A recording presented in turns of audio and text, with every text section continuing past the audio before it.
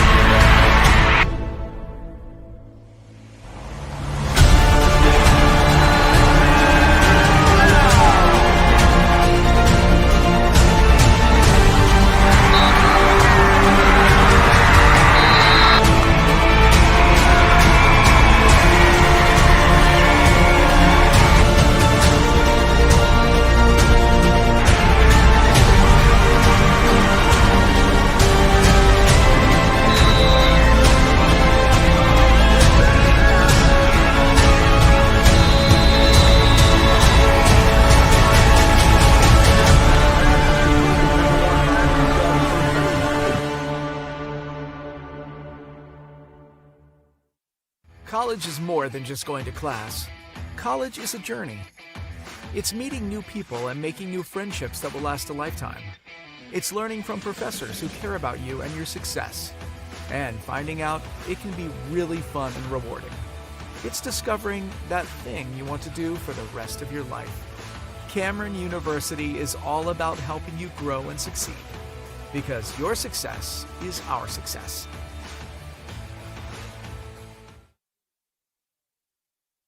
Like there was a time when you'd have to put a hole there and there and there and there and there and there and there and there. But this is just the same basic hole, and then you pick the direction you want to go. Just having a 3-mile lateral, I think you're eliminating something like 60 wells that you'd have to put in. That's a great leap forward. You're able to tap the reservoir, and you have less of a footprint. It never fails to blow me away.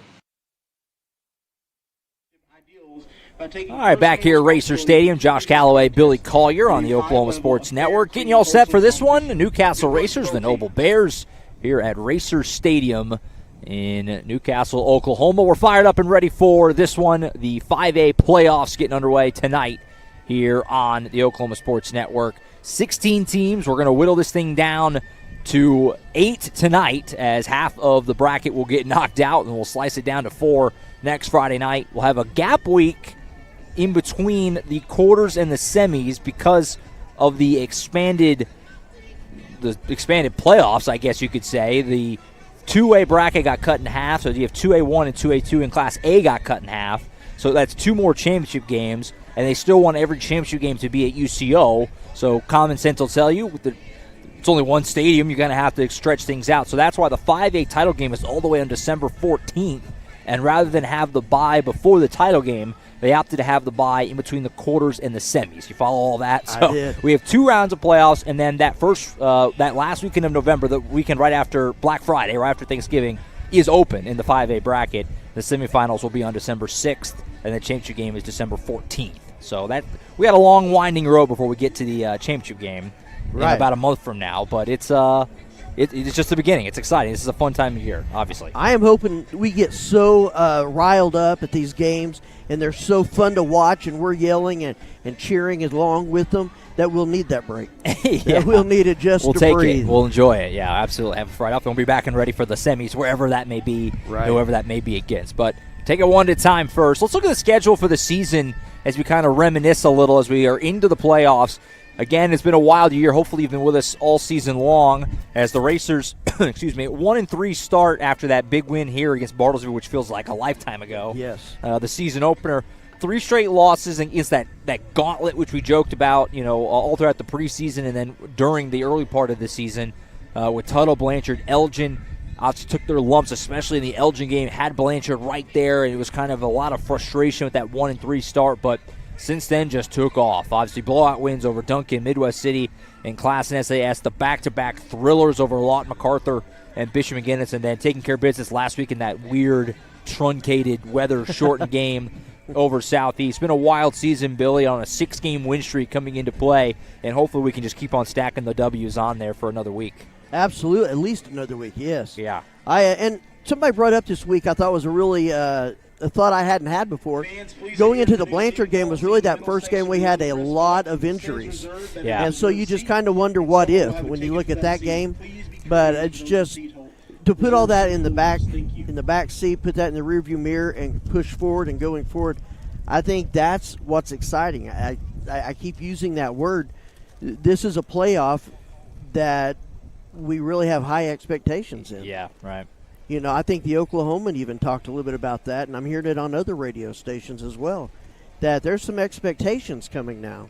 Yep. No, depending on where you look, Newcastle considered one of the top teams. It's kind of Carl Albert's the class of it. Mm-hmm. Most give the respect to Del City. Last year's runner-up usually is in that conversation for 2, but then after that, depending on where you look, a lot of places have Newcastle 3, best of the rest. And so the beauty of it is Newcastle's now opposite side of the bracket of those 2 teams. On that note, let's go ahead and look at the brackets. Right. So here's what we're working with. This is straight from the horse's mouth, as they say, from the OSSAA. Here you have it. So the winner of tonight's game will see the winner of Pryor and Bishop Kelly. That game, again, every game, kicking off at 7 o'clock, all 8 quarterfinal games. So they're all going to start at the same time. We're, of course, going to be scoreboard watching, and we'll be peeking in throughout the evening. But we'll see the winner, if we can win here, of Pryor and Bishop Kelly. That game's in Pryor.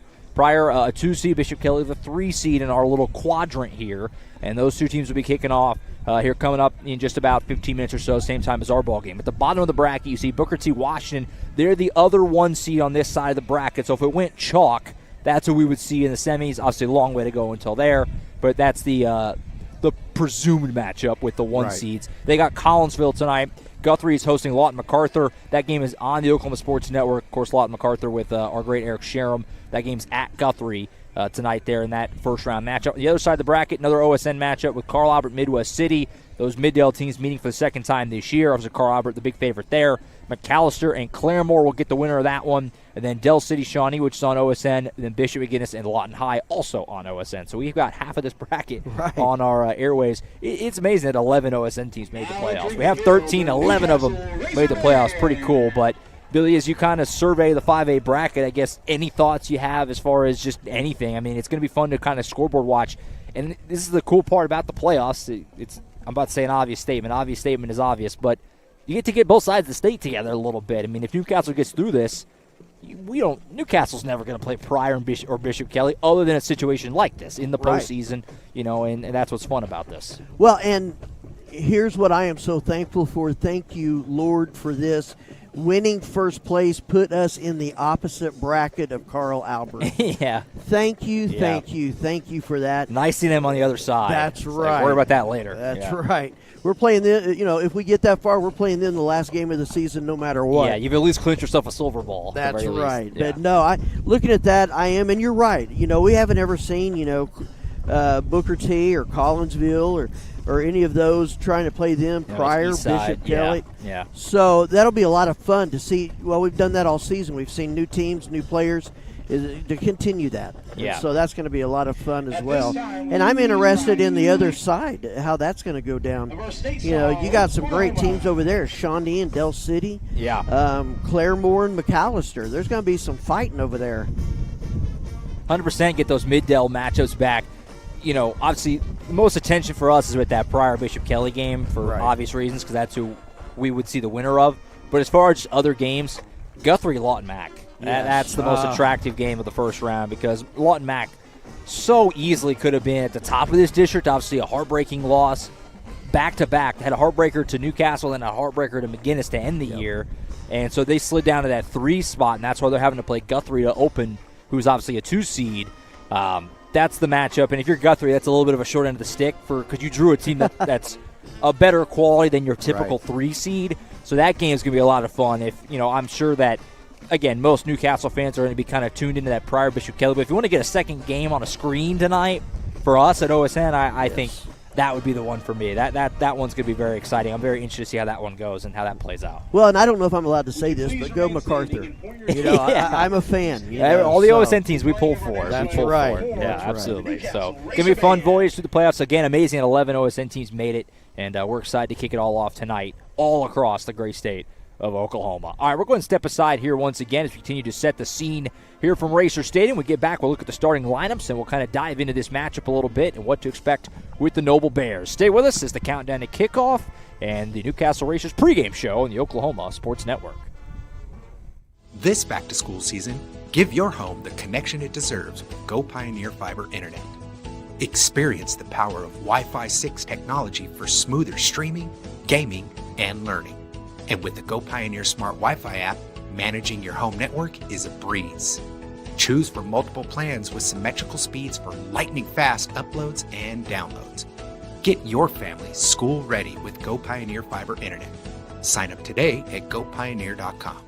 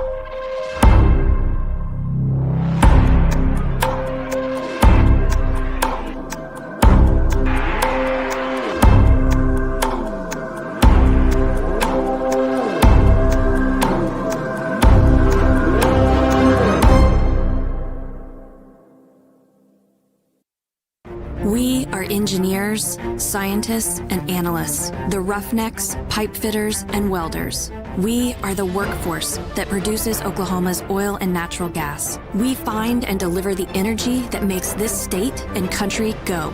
We do it better, more safely, with more care for our shared environment than anyone in the world. We do it because our prosperity, our national security, and our way of life depends on us. We do it because we love it. All right, back here at Racer Stadium, Josh Calloway, Billy Carr, and the Oklahoma Sports Network. Countdown to kickoff presented by Oklahoma Abstract and Title. Newcastle Racers, Noble Bears, this first-round 5A playoff matchup. Very excited as the postseason underway tonight here on the Oklahoma Sports Network. Let's go ahead and get into the starting lineups for tonight's ballgame presented by Sooner State Bank. You have many options when it comes to financial institutions. At Sooner State Bank, they pride ourselves on providing the level of service that will exceed your family or business expectations. Stop by one of our branch locations today to talk to our dedicated staff. Sooner State Bank, member FDIC, 212 Wright Street in Newcastle. Let's go ahead and start with the offense first as per usual. Quarterback Jackson Shanuel, the senior, leading the charge. He's had a great season, especially the second half of the year has really come on. Largely when this guy came back, TJ Bradford, starting running back, who's had another monster season as expected. Cade Longman, Rex Heskew, Alex Schumar, the three starting wideouts. Aiden Elcision at tight end, and then the big guys up front, Big Taj Smith, Garrett Pratt at left guard, Jace Ledoux the center, Cody Nix at right guard, and then Blake Allen the right tackle. Billy, anywhere offensively that you're going to be watching for tonight for Newcastle? Well, I'm going to be watching that run game. You're going to have TJ right there running. You're going to have some of Shanuel. Something I'll be excited to see that they're talking about doing more is Ben Rogers, number 24. Yeah. He touched the ball twice last week. Both times went into the end zone. The opening kickoff. Right, and so I think the line is going to be able to open up some lanes for them, get them down the road. They're going to be difficult to handle, so I'm looking at a big run game tonight. And that's where I think you're going to come from. Those three guys right there are going to have a huge game. It always feels like in the playoffs when it's cold and it's pretty breezy again tonight, as it's been all season, you got to lean on your run game. So I'm with you, and that on paper is a big advantage for Newcastle because they do run the ball so well. They're a run-first offense, and we talked about it. Since TJ Bradford came back, it has just completely unlocked this offense. It's hard to believe that early in the year, we were wondering, they got shut out by Tuttle and 10 against Blanchard. It was, can they score enough points to win games? I mean, the back half of the year, they've been putting up gaudy numbers, including that MacArthur game with 35 on the board, Bishop McGuinness as well, and it's been largely because of the run game and what TJ Bradford has just done to unlock the whole thing. Well, and you think about it, when you start gearing up for T.J. Bradford, yeah, then you got to face Shanuel, who you're not going to tackle one-on-one. No. And so you got all of that going against you, and he's only 7 yards short of 1,000 yards. He didn't quite get it last week, so T.J. can hit 1,000 tonight. I'm curious what Shanuel would hit. Yeah, no kidding. Because they both have really broke 100. I believe at the coaches' show, T.J. Ketch said that over the last 6 games, they've had 8 times runners have gone over 100 yards. Yeah, wow. 8 different players. Yeah. So I believe it. With the way they run the ball, I believe it. And TJ, we talked about it last week, he had, 180 to go to get to 1,000. He would have got there if it wasn't for the shortened game. We missed out on a whole quarter plus because they did the short. Yeah. But he'll get it tonight. I feel pretty confident about that. Me too. Let's go ahead and look at the defense now, which has been really quite solid all year for Newcastle. Aiden Elcision starting defensive end. Him and Thomas Barbie on the other side have been so good. You know, you lost Hunter Berry, who was just a massive part of this defense. Those guys have filled that void all year long. Inside is Taj Smith and Blake Allen. The linebackers, Jackson Shanuel's had a great year defensively as well. Tucker Brown, Ian Barker, Zach Craig, Trey Burchett expected to be back. Caden Longman and Alex Schumard. Defensively for you, Billy, what's going to be the key to slowing Noble down tonight? Well, 66% of their offense is passing. That's a big number. So you know it's going to fall on the back 7. You're going to have your linebackers. There's a good chance if our front 4 are getting past their line, and I think they will have some success in that, and hurrying up Steely, number 14, for Noble, there's going to be a chance there, but the defensive backs can't let anybody behind them. They've got to stay on them. And the linebackers, you might rush one, but you better not rush 2. You better keep them both back as well. 100%. This defense has been so great, and you would think the secondary has been so strong on a breezy night against a team that likes to throw the ball. That's kind of like the matchup that's going to decide a lot, it feels like tonight. So excited to see that matchup for sure. Noble in general, they've had a crazy season, coached by Greg George. They were 0-6. 0-6, and you win your last 4 games of the year to squeak into the playoffs as a 4 seed. I mean, we thought our year was crazy, starting 1-3 and then getting hot. 0-6 and then making the playoffs is unbelievable. I've never heard of something like that. So this team's coming in. You got to feel like a lot of just kind of playing with house money. I mean, nobody thought Noble's going to be in the playoffs a month ago when you're 0-6. So, you got to feel like if you're the Bears, you're coming in pretty loose tonight. The pressure is actually more on the Racers, who are the 1 seed and are at home, of course, tonight.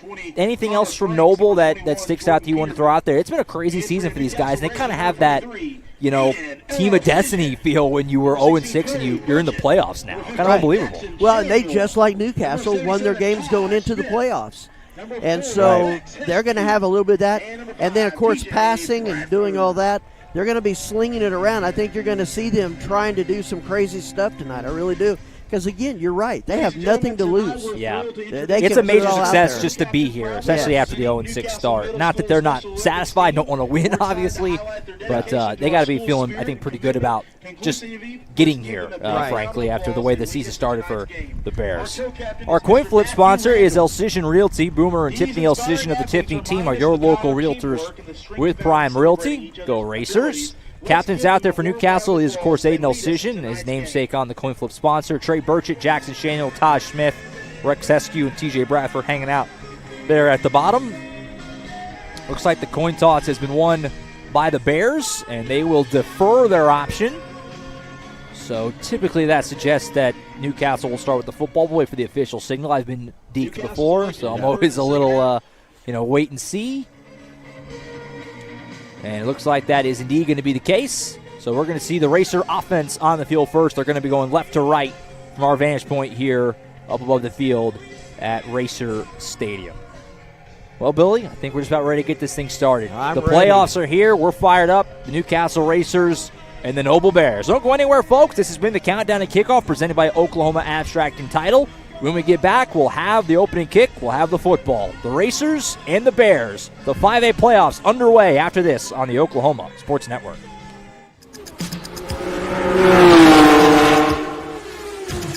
It's no secret that life is busy and you have a million things on your to-do list. Here at Community Bank of Oklahoma, we've made banking simple again. We can help you get to the important things in life, like the big game tonight. We do all the heavy lifting so you don't have to. Race towards us at Community Bank of Oklahoma, because we wouldn't be a community without you.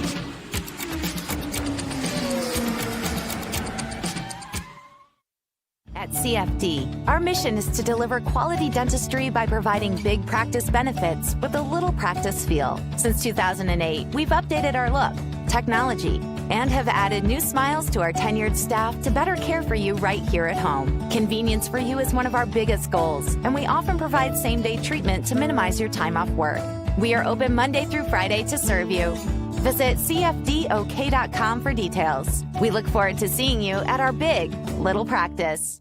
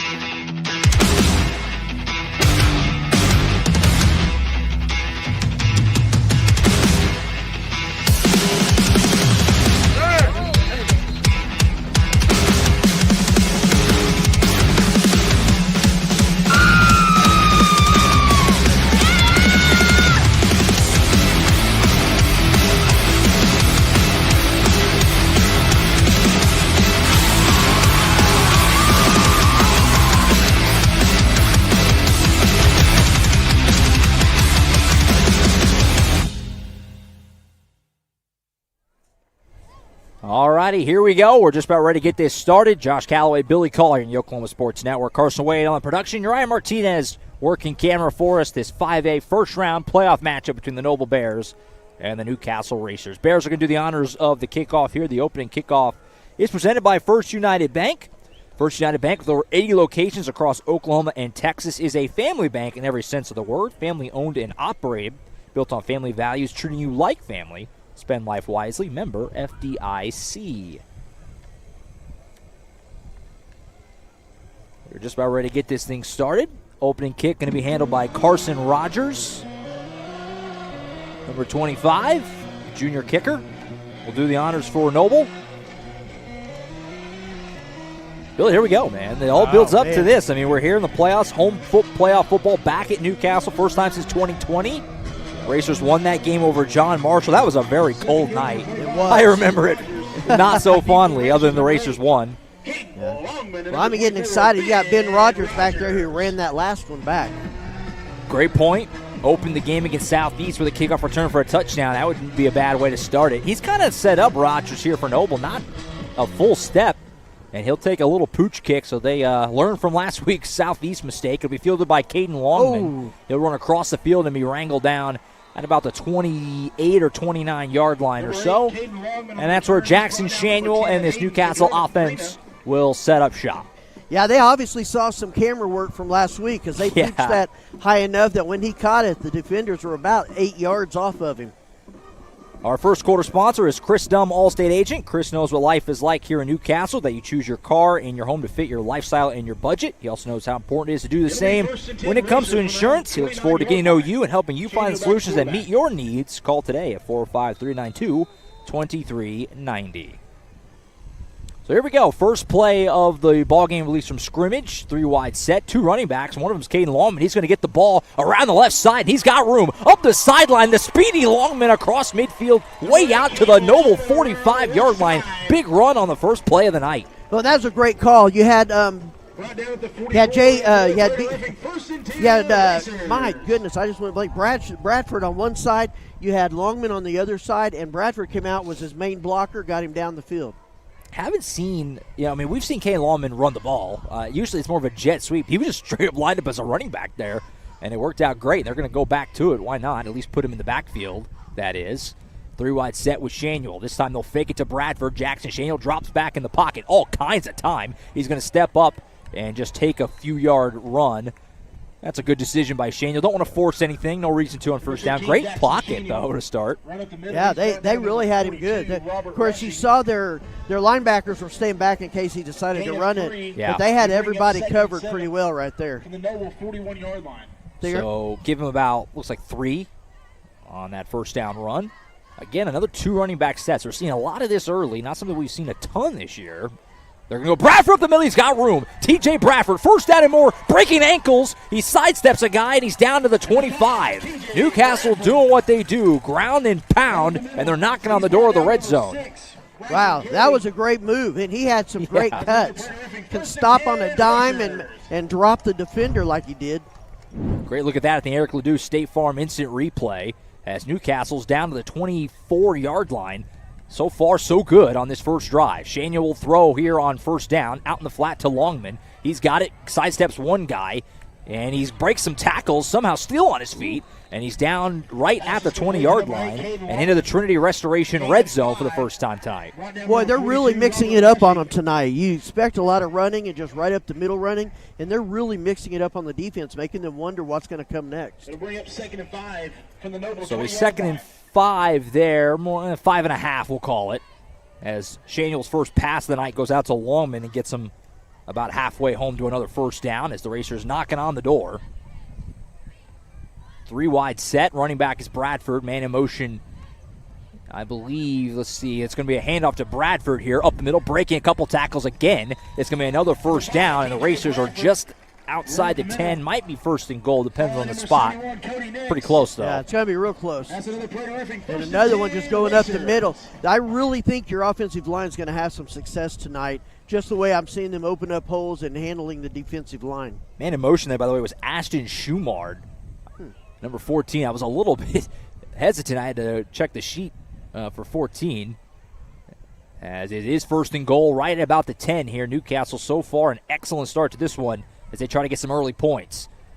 Fake the handoff, Shanuel right up the gut. A perfect read by Shanuel, and he takes it home for a touchdown. What a start for Newcastle. Wow, that was a great job. perfect read, perfect guess. As soon as he saw the lineman or the defense go after T.J. Bradford, took it, got upfield, and again, like we've said, you cannot tackle him one-on-one. He goes in untouched right there from 10 yards out. So just a great start to the game.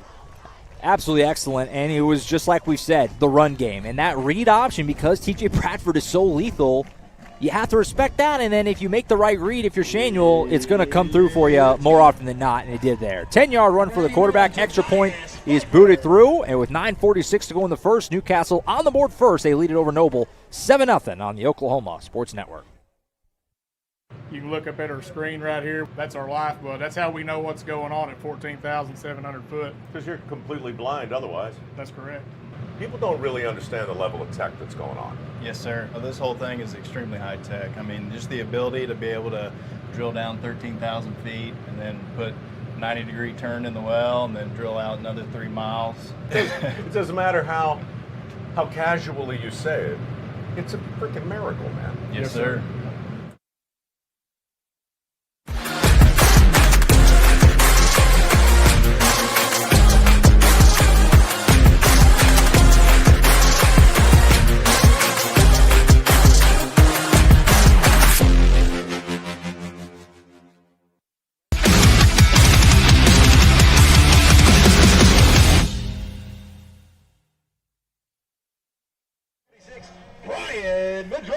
All right, back here in Newcastle, Josh Calloway, Billy Collier. Very good start for the home team as the first drive goes right down the field.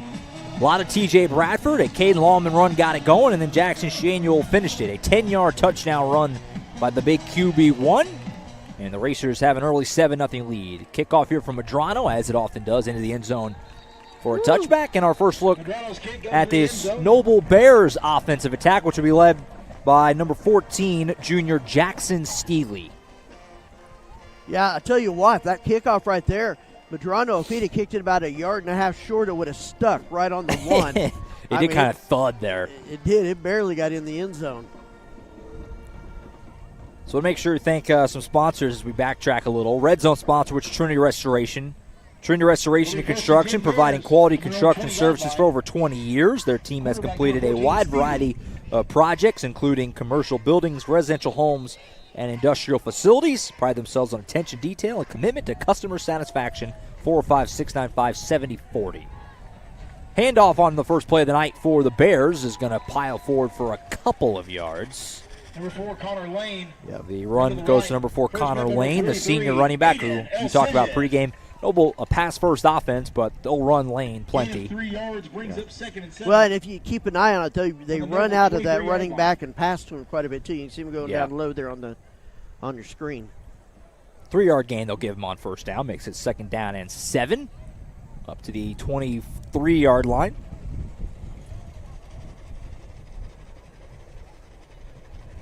Man in motion. Steely will throw. He's got a clean pocket. Now some pressure coming to fire far side. Incomplete. Off the hands of Seth Wilson. Well defended by Burchett. Couldn't tell if he got a piece of that or not, but he at least made it tough for him. Now Burchett's going to come off the field. Looks like that left arm kind of hanging a little bit. Hopefully just a stinger there. Yeah, he's obviously a key player for this Racer defense. Well, he just got back tonight. He'd been injured. Right. He injured his shoulder a few games back. So hope it's just a little bitty thing. He'll get back in there. So the incomplete pass makes it 3rd down and 7. Bears trying to avoid a quick 3 and out. Not what the doctor ordered at all after the Racers went right down the field to start this game. 3rd and 7. Nobody in the backfield. Steely's going to air it out. He's got some time. Clean pocket will fire over the middle. Passes high. Incomplete. Boy, Rex Eskew had a beat on that. If that throw was a little less overthrown, he probably has an interception, but it sailed on him, and it's a 3 and out for the Bears offense. Yeah, not what they wanted to do. No. Good defense. I think you saw right there how they're staying on their receivers. Looked like Steely just threw that in the middle, hoping one of the guys coming across would fall under it, and they just were not able to. So the Racer defense, I think they call that complimentary football, right? You get a great first drive, you score a touchdown, you get a quick 3 and out, get your offense right back out there. And Noble will have to punt this away. Heskew back to return. His feet just in front of the 45-yard line around the Newcastle end. Ooh, bad snap, and the punt just got it off. did Dawson Davis, the senior. It'll be fielded by Heskey at the 45, makes a couple guys miss. Across midfield, spin move, and he'll be tackled down there at the Noble 47. So great field position for the Racers on their second drive as they look to keep it going. 1st and 10. Oh, to be in high school and fearless. I mean, he caught that with a guy bearing down on him. It kind of surprised me a little bit, to be honest. He may have to talk to Coach, and Coach say, hey, wave that arm. Make sure we thank our instant replay sponsor, which is Eric Ledoux State Farm. We've already used that once in that great Bradford run earlier. Eric Ledoux State Farm, dedicated team committed to helping you find the perfect insurance coverage for your unique needs, whether it's auto, home, or life insurance. We're here to provide personalized quotes and guidance so you can navigate life's roads with confidence. Call for a free quote today, 405-392-3992. 1st and 10 at the 47 for the Racers, already up 7-0. Kind of a low snap. Shaniel fields it fine. He'll step up in the pocket. He'll take off and run. Shaniel with a lot of room to the left side. He's got the first down and more. Runs over a guy as he typically does. Down at the 31. Give him 16 yards on 1st down. He's just a truck he is. Going forward. And when it's cold like this, even worse. Even worse. Well, and you saw he wasn't going to go high on Shaniel. No. He went down at the ankles. Which is a wise decision. Very up high is wise. not going to end well for you more often than not. So 1st down at the 31-yard line. Again, Cade Lallman in the backfield, seeing a lot of that early. And they're going to go to him. Little handoff here across the left side. No gain. There is a flag thrown in at the end. I don't like the area that it's thrown. No. And this is the one thing you got to avoid if you're Newcastle. I mean, you're running the ball at a very high clip right now. You've got all the momentum. Don't beat yourself with penalties. And it looks like they're going to get dinged for one here. They're moving back.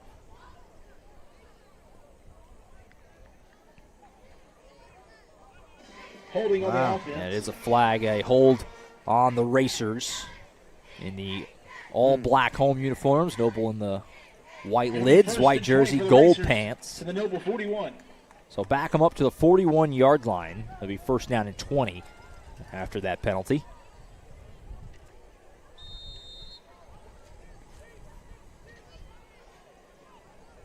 Try it again. 1st and 20.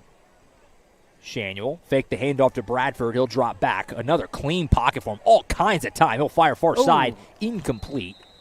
Off the hands of the intended target, Rex Heskew. Looked like Heskew and Boykins there kind of almost.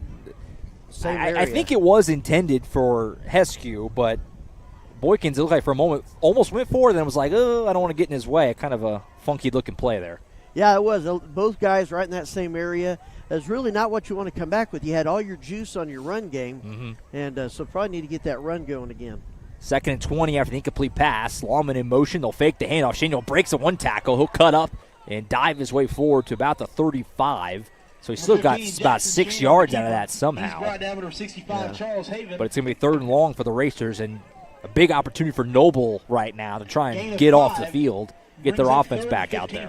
Yeah, 3rd and 14. You see Aiden Elcision running out there, so don't know if they're going to pass to the tight end or they may just bulk up and let TJ run.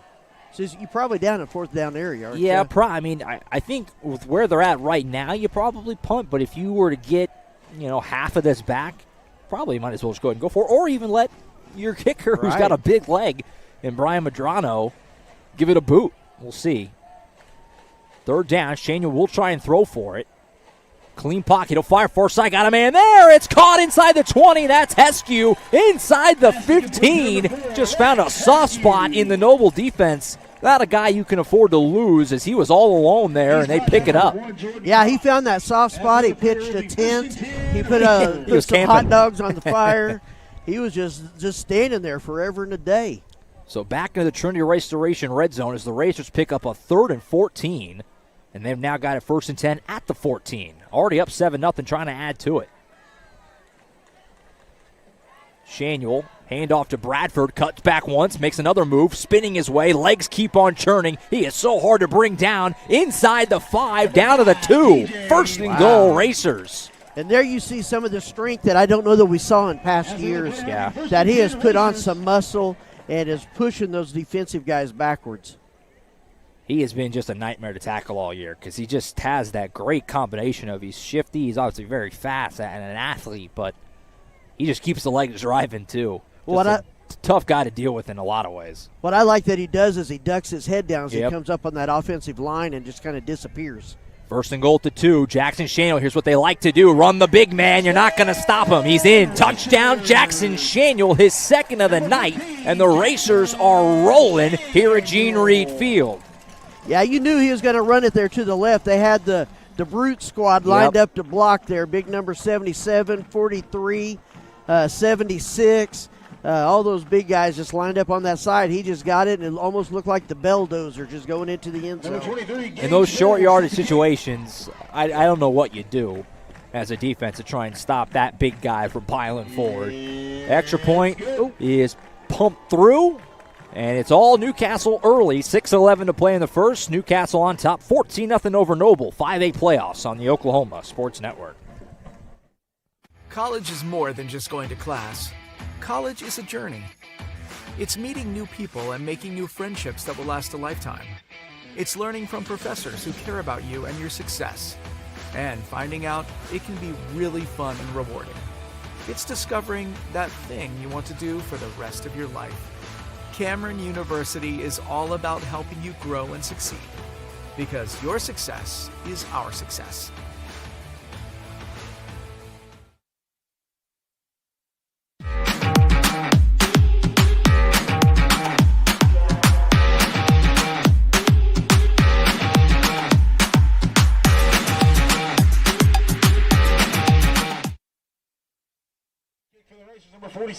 Back here at Racer Stadium, Josh Calloway, Billy Collier on the Oklahoma Sports Network. Great start for the home team as Newcastle leads at 14-0. 2 drives right down the field with a 3-and-out in between. And it's all black and blue in the first half quarter of this playoff opener. Well, and that's what you wanted to do when you came out here, is control the game from the get-go.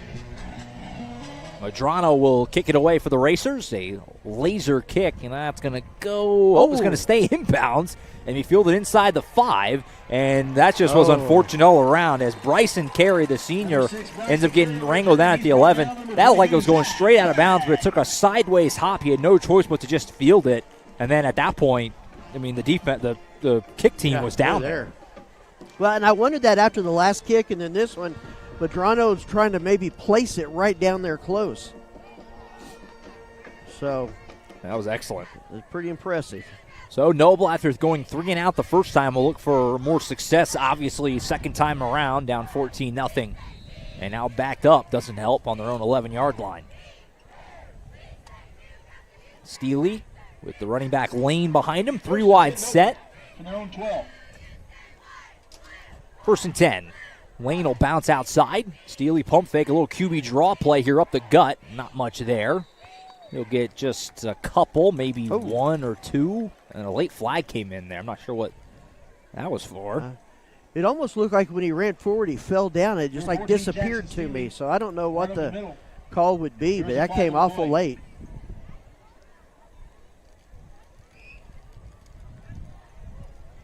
And it's a personal foul on Newcastle, so maybe a late hit, possibly, speculating there. So a 15-yarder, so that's something Noble will take, obviously. And if you're Newcastle, that's, again, kind of like the hold earlier. You're playing well. Don't beat yourself with bad penalties, as 15 free yards. At the very least, if you're Noble, you get away from your own end zone a little bit. That's a costly mistake there by the Racers.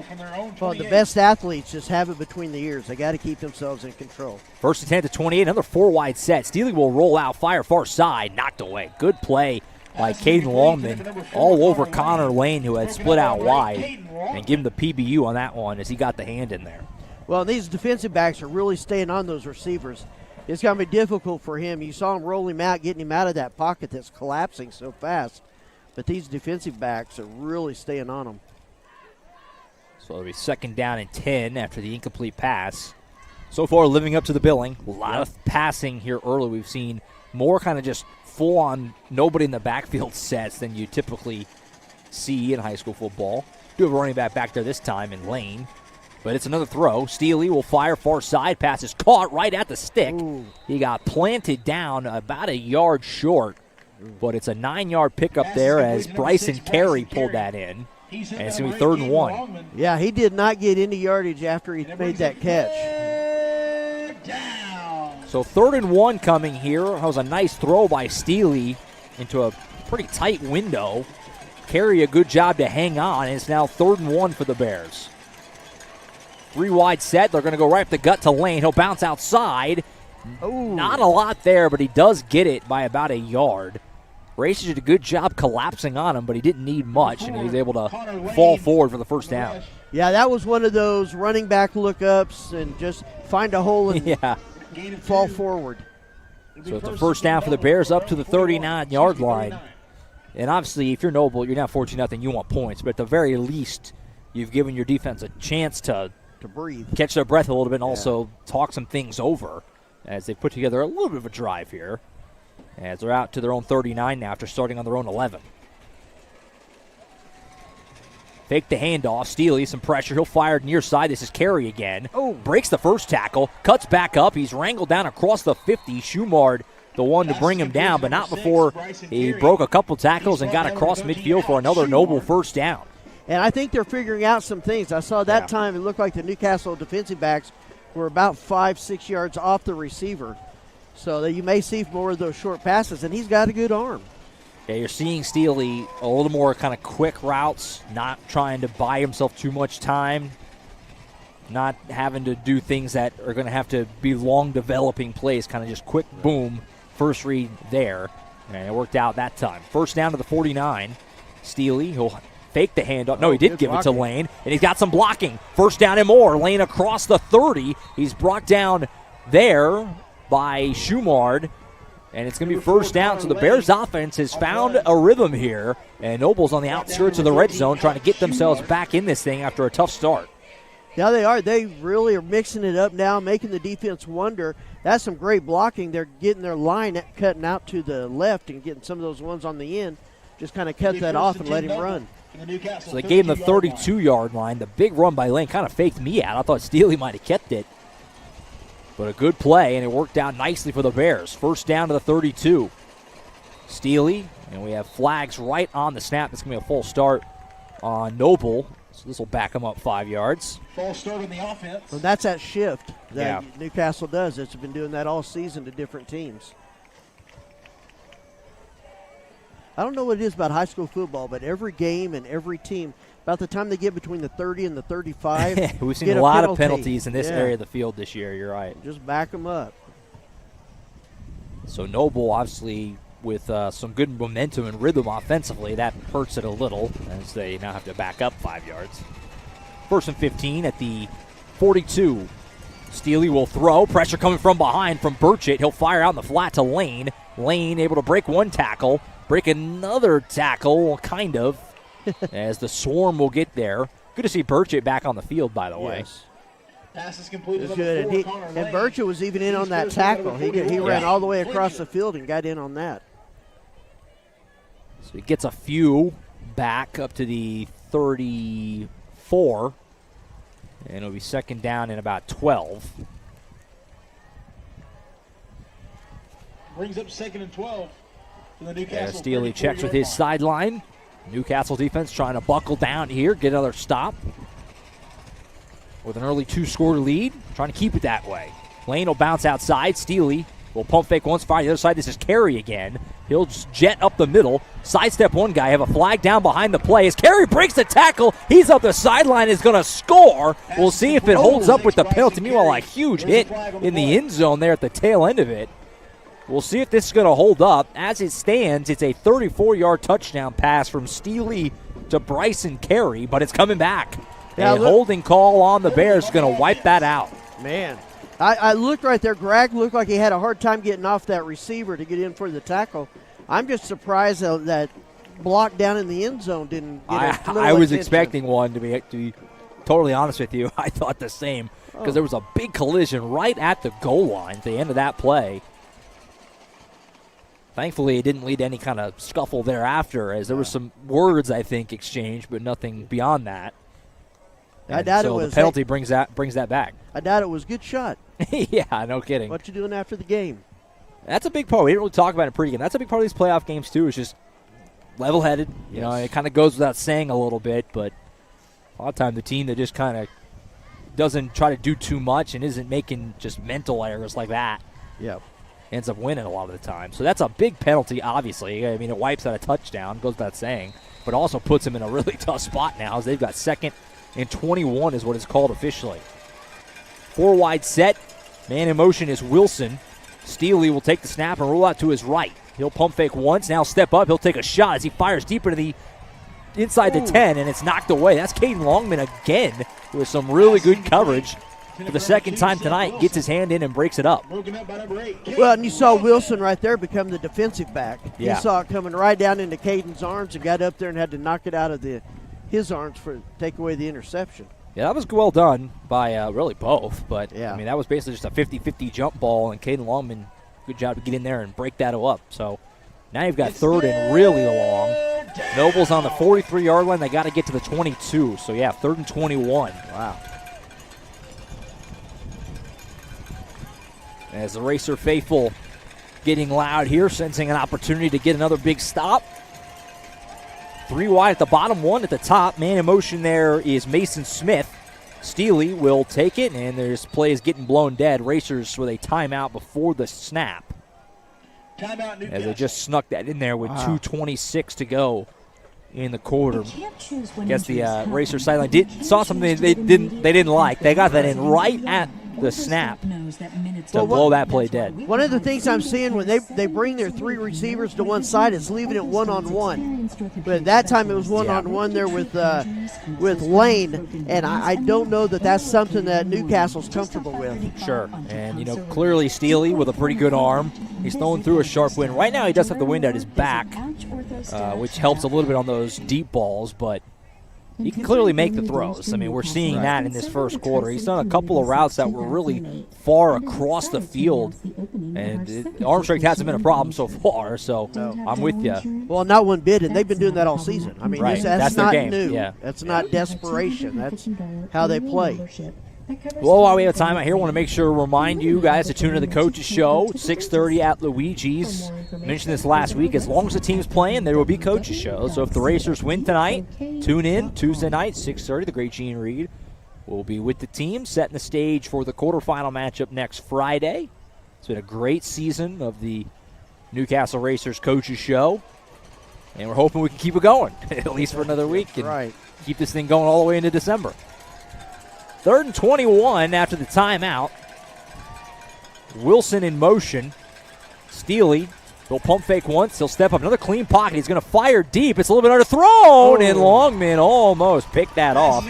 Bryson Carey, the wideout who was in the intended target there, and kind of like you said with Wilson before, he was kind of the DB on that because Longman was all over it. Man, I tell you what, Longman and their receivers are going to become good friends by the end of the night because they are over there battling for it. So even though this is a part in the field where you probably would typically want to go for it, it's 4th and 21, so you really don't have a choice here. That's a long go for. Yeah, that's a long go for. As Dawson Davis will have to punt this away for Noble. In the Racer defense, you bend a little, couple first downs, but you don't break. And they get the stop, and we'll get the ball back to their offense, which is off to a great start. Snap almost over the head of Davis. And he'll slow it up and kick a line drive. That'll bounce inside the 10 and go right into the end zone. Wow. So, bit of an unfortunate break there for Noble as with where they were punting from and the fact that he was able to kind of take his time, they had a lot of guys down there, but went right through them, and it'll be a touchback. Well, it just did that double bounce where it just stays low and went underneath him. But, yeah, what would they say? That's a net 23-yard I was just about to say, that always drove me crazy as just a fan. What if it's one of my teams or whatever, just any game that I'm watching, when you choose to punt around the 40 and it's a touchback. You're just netting nothing. It's almost like, I wish we just went for it at that point. I mean, so. Probably be a difference of 5 or 10 yards. Yeah, right.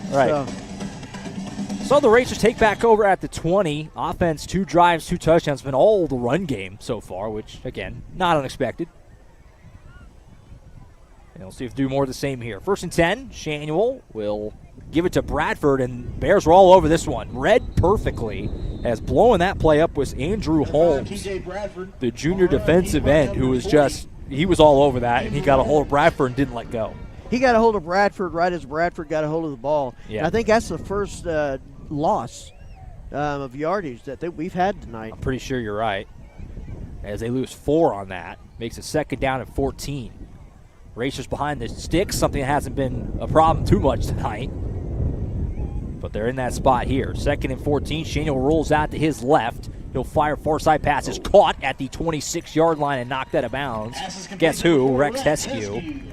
As Heskew has been a go-to target all year, and so far that's stayed true tonight as Shaniel finds him again. I'm sure every quarterback has that receiver that he just knows to look for, and that's what Heskew's been all year when he's been able to play. Rex Heskew has such a great ability to just find the spots. I feel like we say 10 times a game, how did he get so open? Right. He just always kind of finds little soft spots in the defense, and he did so there. So now you got 3rd down and about 4 or 5. Shaniel will give it to Bradford at the left side. He's got the 1st down and more. Breaking tackles. He skids through a couple of arm tackles. He's across midfield. T.J. Bradford putting on the Jets. Still breaking tackles, and he's down at the 30. I kind of ran out of words there other than just breaking tackles because he just kept doing it. And it's a big run for Bradford, and the Racers all the way down at the 30. Well, sometimes just watching him run down, you almost get entranced by how he's cutting and going through people that you almost forget the words that are coming out of your mouth a little, So a huge run. They go on the ground, 3rd and 5, and that looked like an excellent decision as a huge run. And it's 1st and 10 at the 30. And here's Ben Rogers in the backfield for the first time as Bradford will get a blow here in the final minute. They'll go to him. Rogers running hard to the right side, breaking one tackle, over another guy, into the Trinity Restoration red zone. It's 1st and 10 at the 19. Boy, he exploded through the line. What I like about him, as soon as he gets that ball, he goes full speed. Yeah.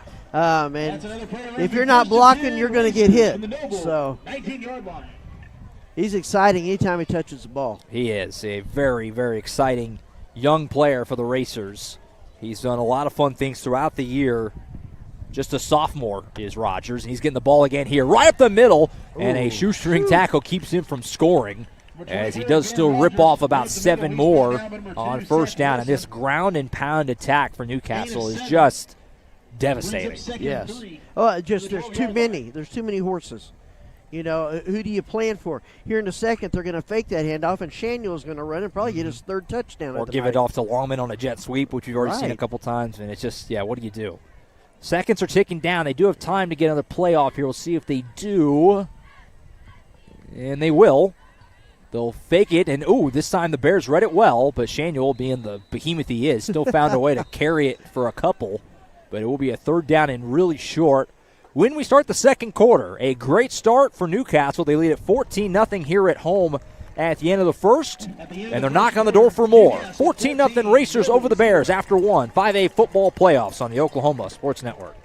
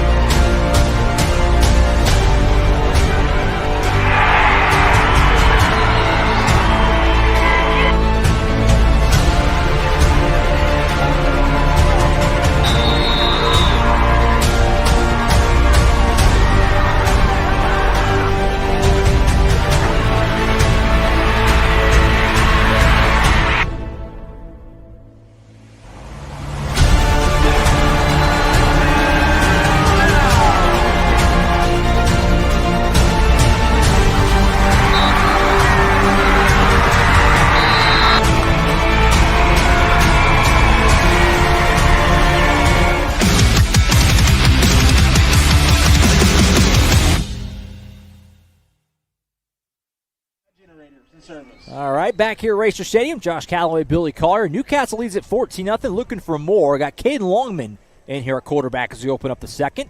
He'll give it to Bradford, who lost the football. No. It's on the turf, and the Bears have got it. So a huge break for Noble that they really needed as a rare mistake for Bradford. It looked like he maybe just never really had a great handle on it after the handoff, as it fell to turf and then it booted off his foot, and then Seth Wilson got on it for the Bears. So that's a huge break and a huge play for Noble, Billy, as they avoid what looked like it was almost certainly going to be 21-0. Now you've got the football back. Right. And boy, that's a hard mistake. Hard thing, when you switch quarterbacks. Yeah. The angles are different. The ball feels different. No 5-yard line. So a big play there for Noble. See what they do with it as they're backed up inside their own 5. Steely gives it to Lane here on first down. He'll run forward for a few. Yeah, it's not exactly a great field position for Noble to start this drive, but you'll take it. I mean, you were looking down the barrel of 21-0, and instead you're thinking, okay, put together a drive here. We can get this right back to a one-score game. Well, they did that last time, starting off on their own 12-yard line and going down the field. So they do give him about 3 there. He went from about the 6 to the 9. Makes it 2nd down and 7, maybe a long 6. They'll go Lane again to the far side, a little read option, and he twists his way down out near the 20. That's going to be a first down for the Bears as they move the chains. He's brought down number 3. And it looks like they're changing things up. You're seeing them go a lot more to the run, more than what we thought we would see.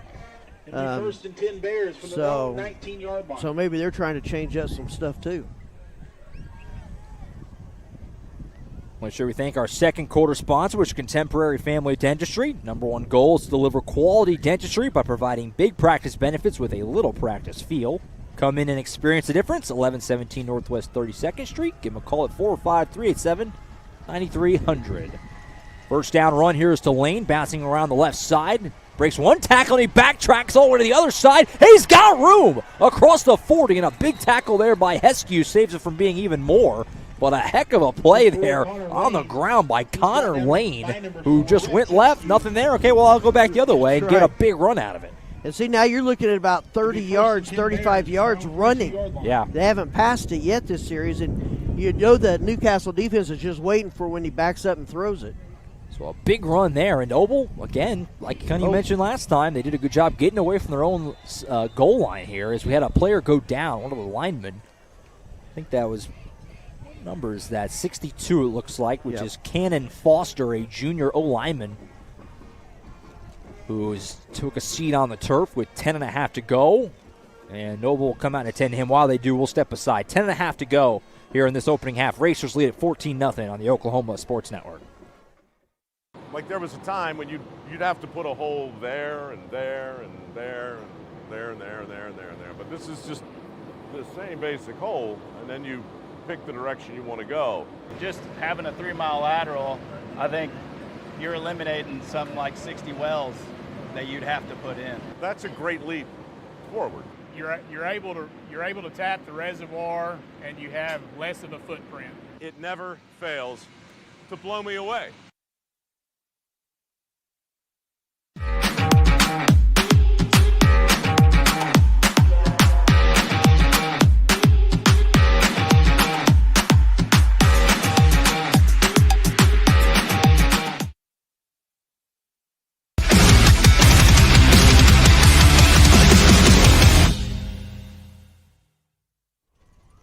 All right, back here at Racer Stadium. Foster able to get up the field under his own power. As they get back to it, a direct QB draw run here for Steely doesn't go for much. Quarterback keeper by number 14. It's about a yard maybe. Steely. Yeah, he ran right into that heart, ran right into Fletcher. 7 there, just stopped him in his tracks. Excuse me, Tucker Brown, number 7. So give him a yard there, makes it 2nd down and 9. At the 43 of Noble, as they put together a nice drive here, started back inside their own 5 after the fumble. Steely far side, picked off! That's going to be a pick 6! Caden Longman, he's been so close a couple times. This time he comes through. What a massive play, and Newcastle's got a 3-score lead.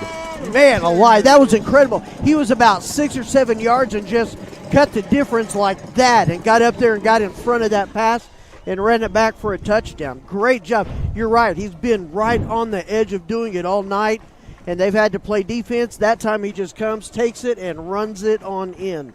So that was just great. Beautiful play.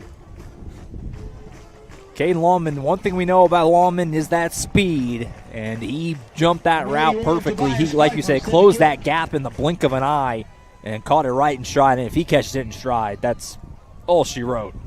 I couldn't tell if he was going to intercept it or just clobber the receiver. And we have a penalty here on the extra point. Looks like Noble jumping early. Racers will just decline it. Not sure why you wouldn't at least take the yard closer. Doesn't hurt you. Well, and are they allowed to do it on the kickoff? I don't think so. Not a pre-snap penalty like that. I don't think. Could be wrong. That makes sense. Could be wrong. Extra point from Pfeiffer is through. So right, it looked like Noble was maybe kind of flipping the momentum a little bit. A massive play by Longman on defense, and Newcastle's got a 21-0 lead with 9:44 to go until halftime. Racers in control on the Oklahoma Sports Network. This back-to-school season, give your home the connection it deserves with Go Pioneer Fiber Internet. Experience the power of Wi-Fi 6 technology for smoother streaming, gaming, and learning. And with the Go Pioneer Smart Wi-Fi app, managing your home network is a breeze. Choose from multiple plans with symmetrical speeds for lightning-fast uploads and downloads. Get your family school-ready with Go Pioneer Fiber Internet. Sign up today at gopioneer.com.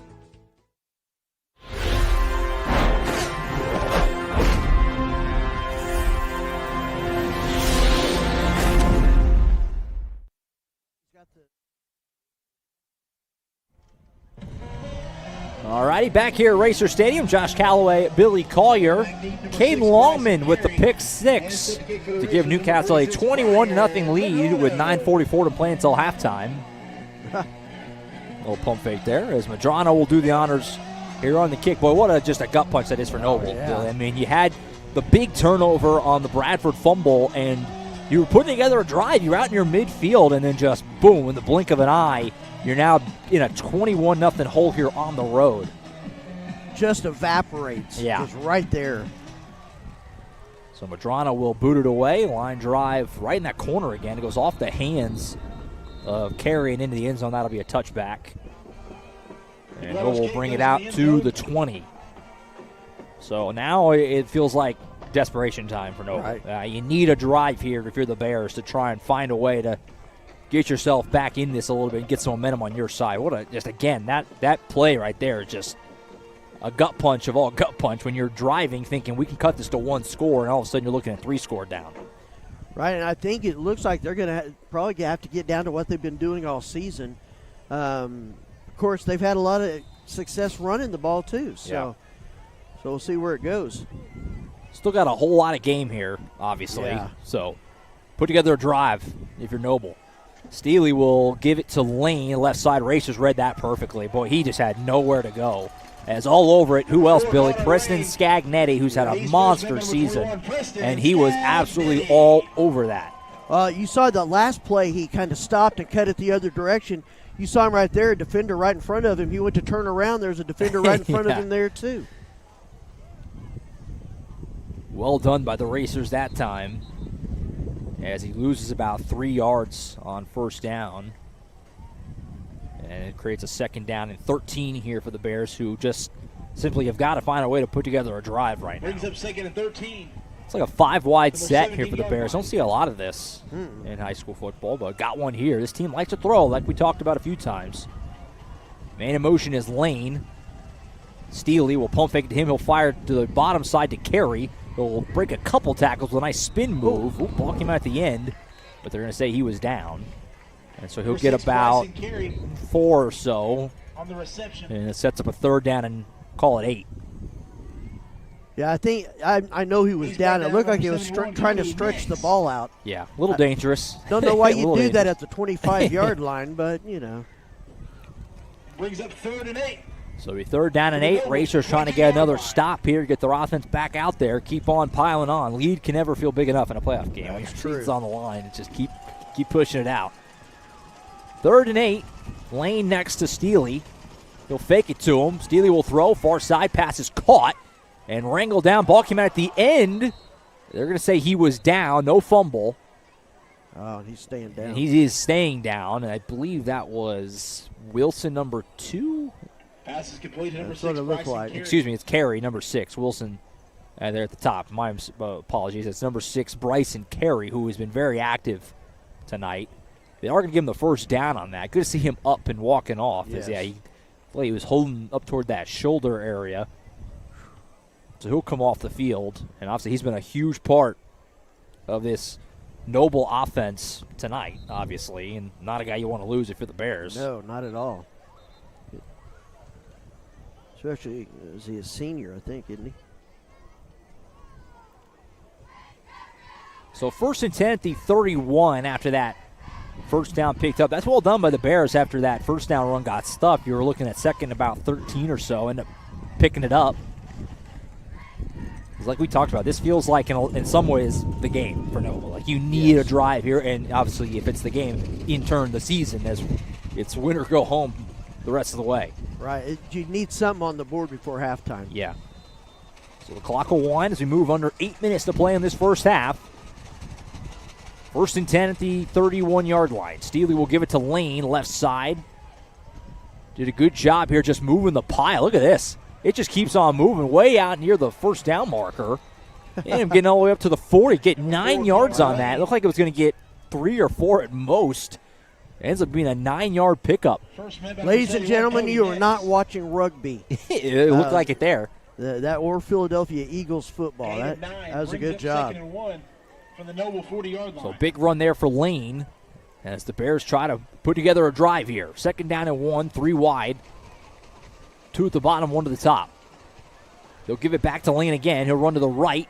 Kind of bumped into his blocker, but a good job to slip his way forward for about 5, and that's going to be a first down as Noble's approaching midfield. Well, what's good about Noble doing this is they're keeping the hands out of the offense. Yeah. Not letting them do a whole lot on offense and just kind of working their way up the field. But it's not going to matter if there's no points on the board. It'll be 1st and 10 Noble for their own. Yeah, 36. we've had a couple drives now where Noble's moved the ball pretty well. Obviously, drive kind of stalled out around the 30 before, and then that last drive, obviously the interception. Can they sustain it the whole way this time? That's going to be the question. Here's Lane on the ground again. Does a good job once again to bounce outside. He's got room. 1st down and more inside the 40. Boy, he's shown a propensity to, if that initial hole is not there, just kind of bounce it out and take it back the other way. And he's done it a couple times with some big success. Well, and just running right into the crowd and then backing out of it, running around. He's doing a real good job with that. And he looks like, the eye test, he's a pretty wide fella. So the senior Connor Lane has been Noble's best offense tonight by far. Gets a big run there. He'll take a break as Jordan Peterman, another senior running back, will replace him on this 1st and 10 at the 38-yard line. Bears on the move, trying to get on the board. Here's Peterman, left side. Cuts forward and ends up getting another solid run here on 1st down to the 32. So it's been on the ground, Billy, like we talked about. I mean, this is a Bears team that loves to throw it around. But since that interception, they've kind of stayed with the run game, and it's working pretty well right now. Well, and you're looking there at number 21. He's a lot faster. Jordan Peterman, they were just the last guy was real slow. This guy just gets it and runs much like Rodgers does, and just for speed. 2nd down and 4. They'll hand it off back to him again. This time, nothing there. He got stuffed as Big Taj Smith just kind of holds him up. Yeah, he punched Smith's dance card right there. He was going nowhere after that. You get within his frame, and that's it. That's the end of the play. As that one goes for no gain, it'll be 3rd down, and Lane will come back in on this 3rd down play. Good to see Carey back in the game as well for Noble. As he comes in right at the bottom of your screen there. 3rd down and 5, we'll call it. Got to get to the 28-yard line. Snap goes right off his knee. I think he wasn't ready for it. And Steele will just have to dive on it. So a big mistake there. As it looked like he just flat out wasn't ready, and it came in like a bullet right off his leg, and then he just dove. And now you got 4th down and let's call it 7. From the 34-yard line. Well, that's a nightmare right there for Noble, and now you're in a really tough spot.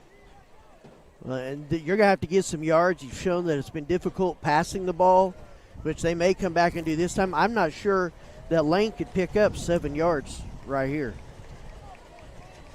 It looks like Noble might want to talk about this, as obviously this is the biggest play of the game to this point.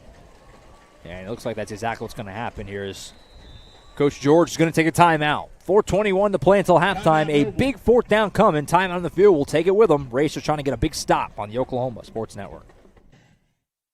We are engineers, scientists, and analysts, the roughnecks, pipe fitters, and welders. We are the workforce that produces Oklahoma's oil and natural gas. We find and deliver the energy that makes this state and country go. We do it better, more safely, with more care for our shared environment than anyone in the world. We do it because our prosperity, our national security, and our way of life depends on us. We do it because we love it.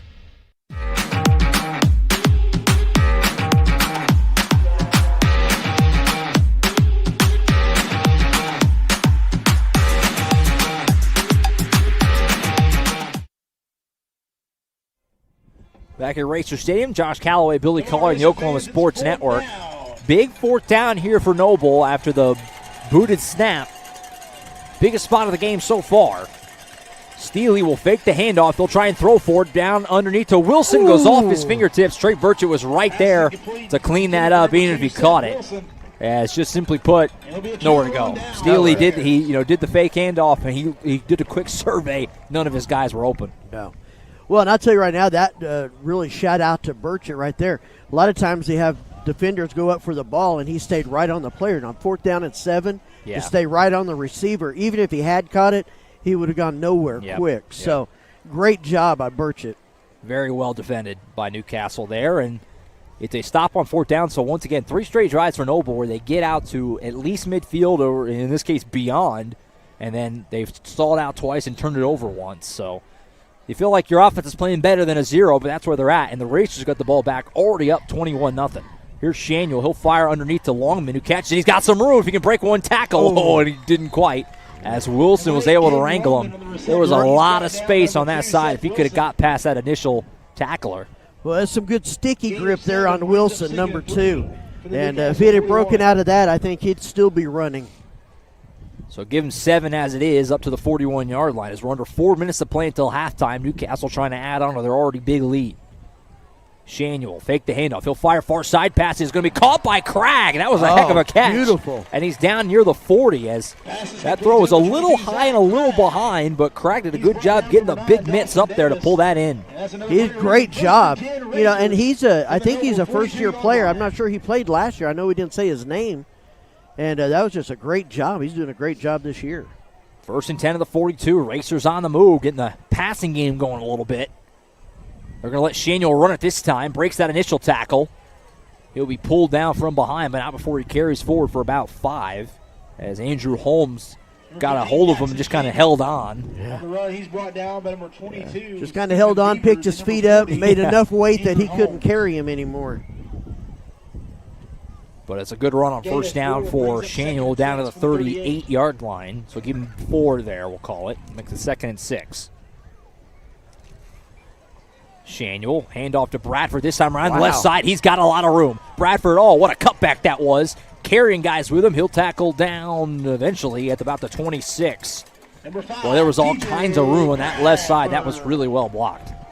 Well, he did a great job hanging onto that ball. Connor Lane saw that fumble earlier and thought maybe I can get another one on him. Tried to tackle the football and could not get it out of his arms. So a big run for Bradford. Newcastle on the move again. Under 3 minutes to play until halftime. Looking for more. Oh, there you go. A patented hard count free 5 for the Racers. We've seen this for years, and we get it again. We got to find out what that play's called. The whoops or something, That sounds like a Gene Reed task. Where are you at, Gene? That's his assignment for the week. So back into the Trinity Restoration red zone once again. 1st and 5 at the 20. Shanuel fake the hand up to Bradford. He'll fire down to the bottom. This is Schumard with a blocker. Big Taj out there, set the edge, and it's a touchdown for Schumard. Give the assist to Big Taj on that one as he created just a brick wall, and Schumard coasts in for the score. That was a great play. That was almost the exact play that they did last time and got called for an eligible receiver downfield. That was a great job, and Big Taj getting out there, way out there. The defensive backer, the safety, turned around and saw number 77. He knew he wasn't getting anywhere near the receiver. But, yeah, you remember that's the one that they called an ineligible receiver downfield. Right. And not this time. So number 13, Alex Schumar, the little bubble screen. He takes it the rest of the way for the touchdown. Extra point from Gage Bell is good. And with 2:40 to go until halftime, it's all Newcastle. Racers lead at 28-0 over Noble on the Oklahoma Sports Network.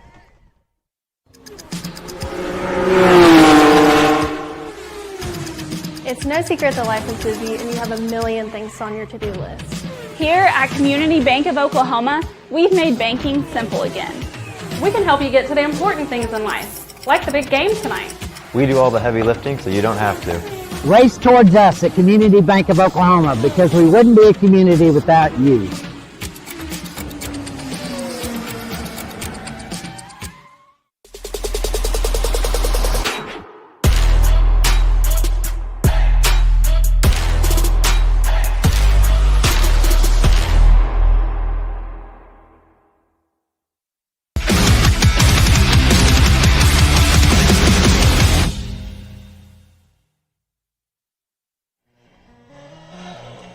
Back at Racer Stadium, Josh Calloway, Billy Collier, and the Oklahoma Sports Network.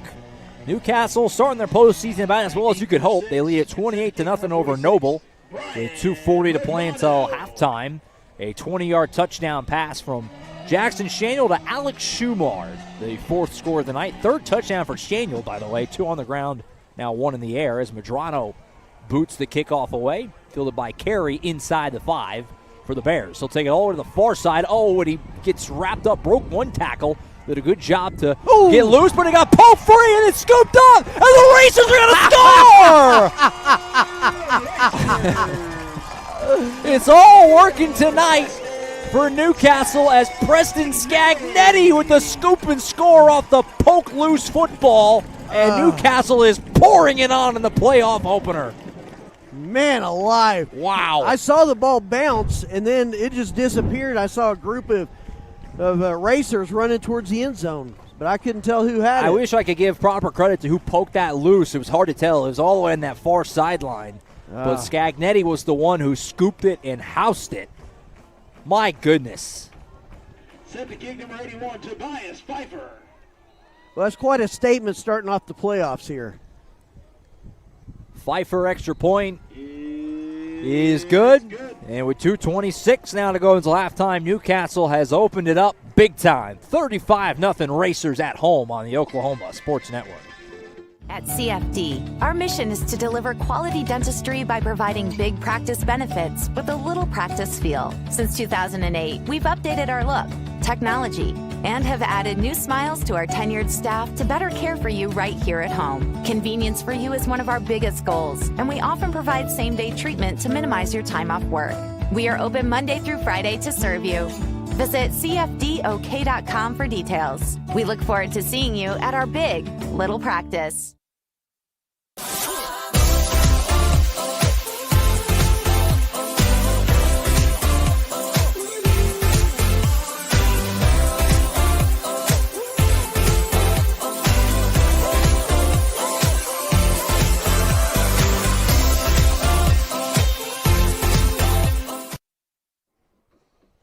Back here at Racer Stadium, Josh Calloway, Billy Collier, and the Oklahoma Sports Network.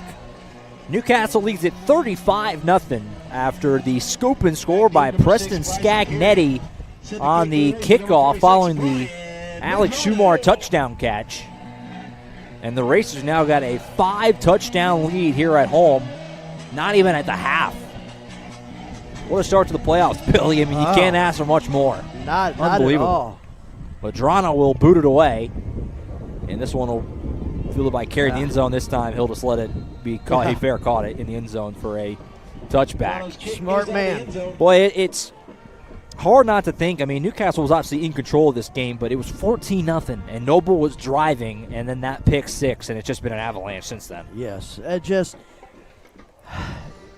I know they're showing some good signs. They're showing some good plays, but it seems like it's really stepped on their heart. I mean, just really taking the air out of them.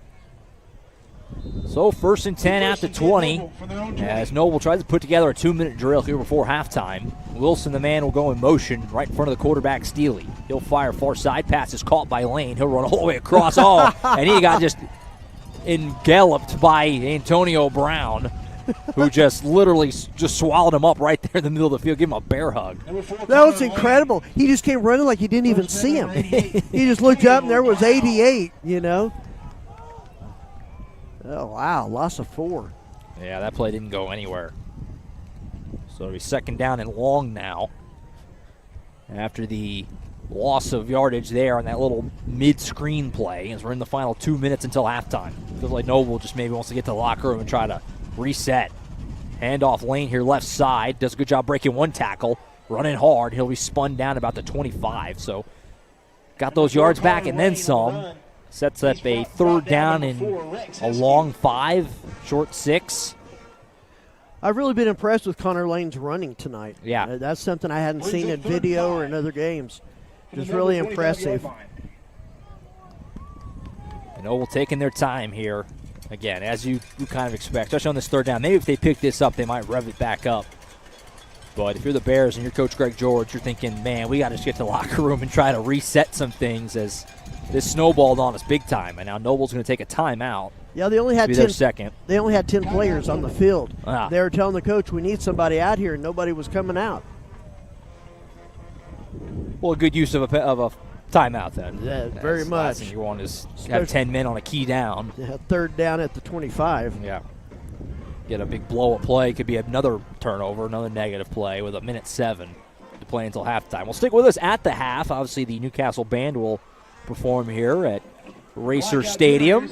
We'll let that do its thing here. As always, at Gene Reed Field. We'll also, of course, Billy and I will peek around at the other 5A playoff games tonight. Some interesting scores already, as you might expect on this opening night of the playoffs. And then we'll get you all ready to start for the second half. The Racers and the Bears here on the Oklahoma Sports Network. Glad you could be with us on this Friday night in mid-November. Always feels good. Postseason. It's exciting times. Racers are off to a great start. 35-0 right now here at home. Steely goes back to Lane, who runs across the left side, and he falls across the 30. That is a 1st down.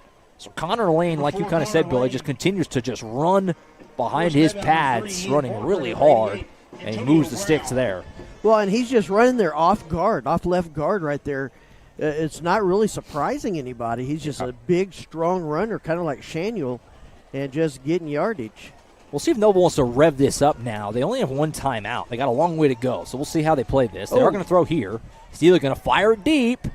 Ooh, Shanuel had a beat on that, but couldn't quite track it. Tried to throw it to Lane there. He was kind of just doing everything for this Noble offense right now, but couldn't connect there.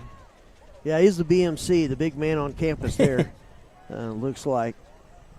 But they had 5 receivers right there, so it was good coverage. So 2nd and 10 after the incomplete pass down the sideline. Peterman, the running back, in the game now. And he'll get the ball here. Oh, and he's wow. Blown up. That play, nowhere to go. A few racers in there on that one. It looked like Lawman maybe made the initial contact. Also saw, was that 71 Blake Allen, I think, or Cody Nix, excuse me, I think was also in the mix there. He was. They just collapsed on him. And Noble's letting that clock run. In no hurry here. They're just trying to get to the locker room, like we said, and kind of just reset some things and just catch their breath for a moment after what's obviously been a tough half. They don't have to snap it again. It doesn't look like they intend to. Yeah, it looks like they're just ready to get to halftime. And so they'll let it tick down, and that'll be the end of the first half.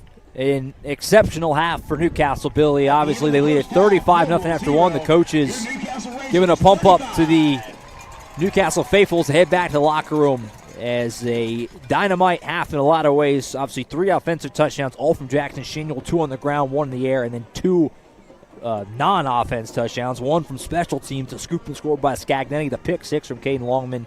Don't know what more you could really hope for if you're Coach Brickman and the Racers. An exceptional first half.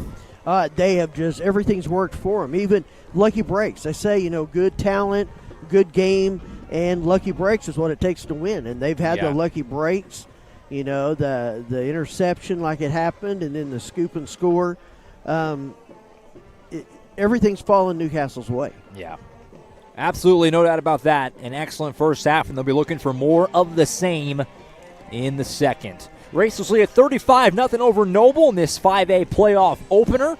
We'll step aside as we usually do. We've got a couple of halftime festivities here at Racer Stadium that you can enjoy and watch right here on the stream, not going anywhere. And then Billy and I will rejoin you in just a little bit. We'll give you some scores from around the 5A playoffs tonight. And we'll get you all ready for the second half as the Racers lead the Bears 35-0 after 2 here at Gene Reed Field. Halftime show now on the Oklahoma Sports Network.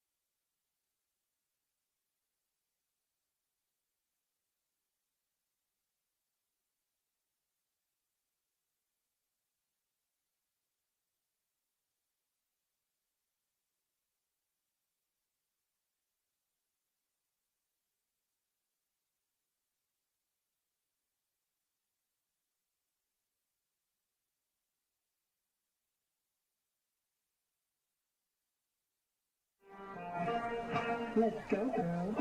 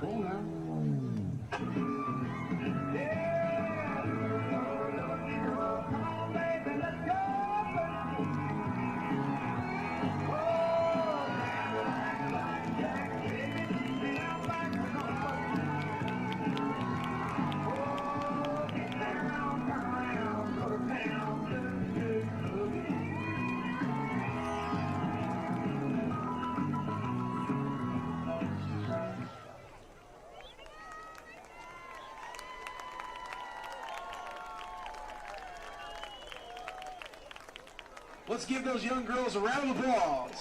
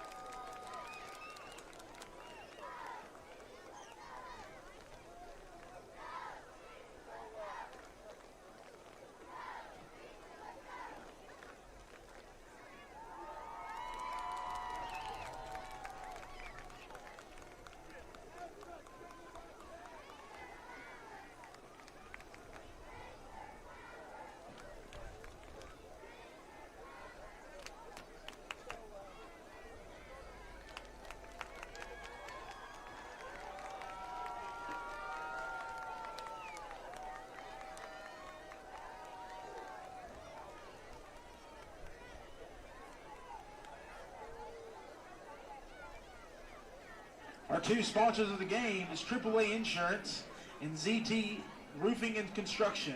Thank you guys for all of your hard work and all you've done for Newcastle Public Schools.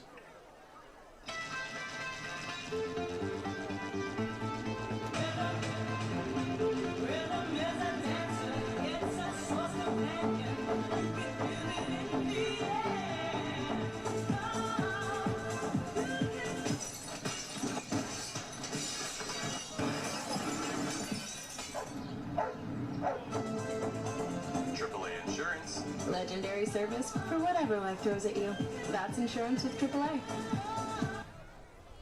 Call ZT Roofing and Construction today to schedule your free wind and hail damage test. If your roof is damaged, we will work with your insurance company to get your roof replaced as soon as possible. Your neighbor hired us, so why don't you? When it's time to repair or replace your roof, call ZT Roofing and Construction.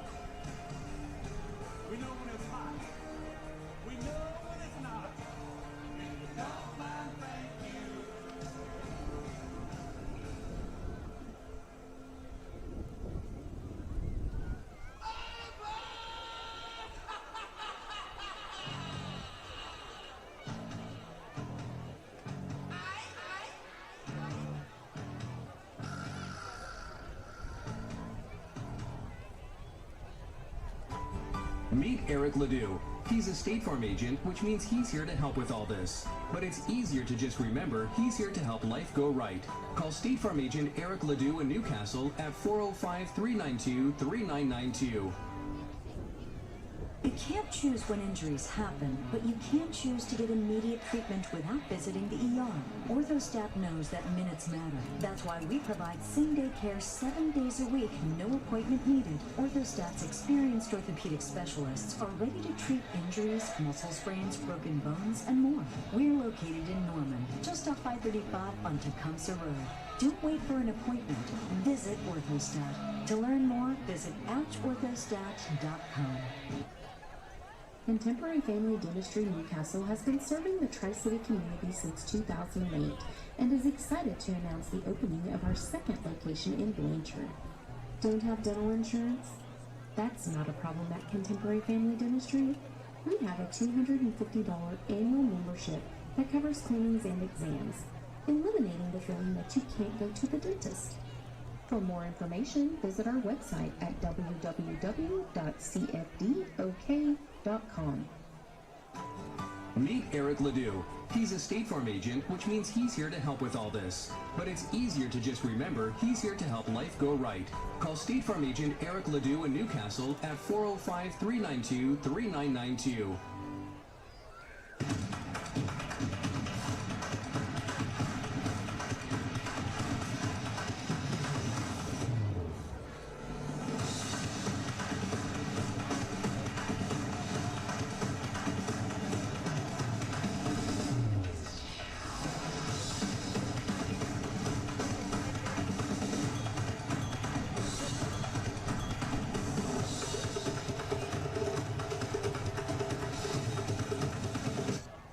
Oklahoma, storm season's here.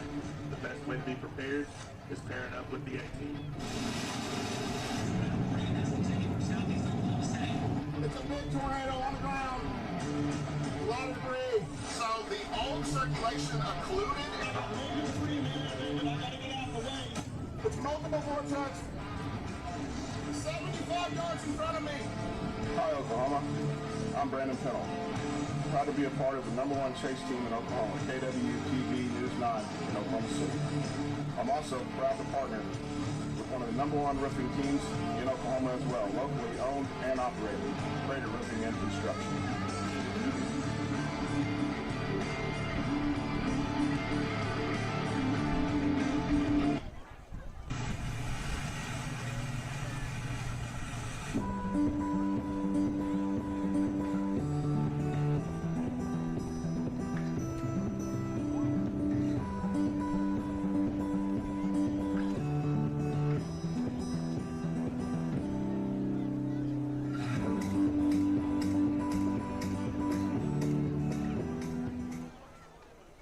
Call ZT Roofing and Construction today To schedule your free wind and hail damage test. If your roof is damaged, we will work with your insurance company to get your roof replaced as soon as possible. Your neighbor hired us, so why don't you? When it's time to repair or replace your roof, call ZT Roofing and Construction.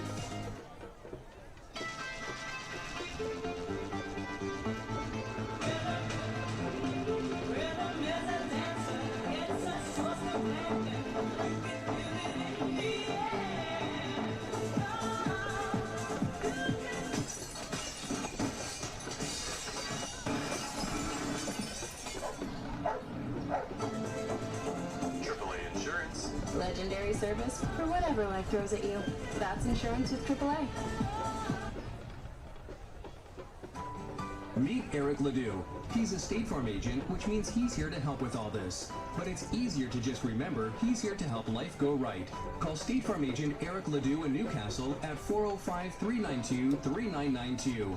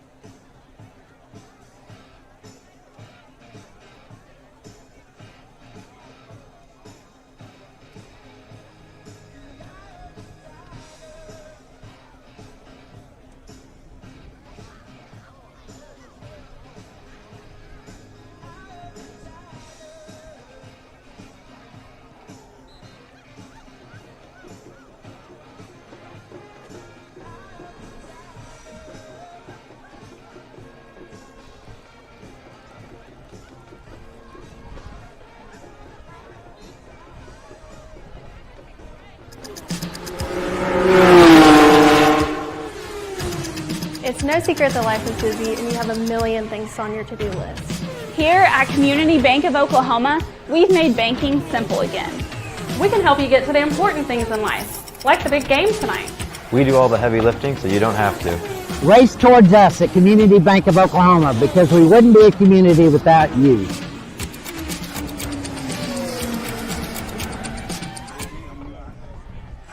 At CFD, our mission is to deliver quality dentistry by providing big practice benefits with a little practice feel. Since 2008, we've updated our look, technology, and have added new smiles to our tenured staff to better care for you right here at home. Convenience for you is one of our biggest goals, and we often provide same-day treatment to minimize your time off work. We are open Monday through Friday to serve you. Visit cfdok.com for details. We look forward to seeing you at our big little practice.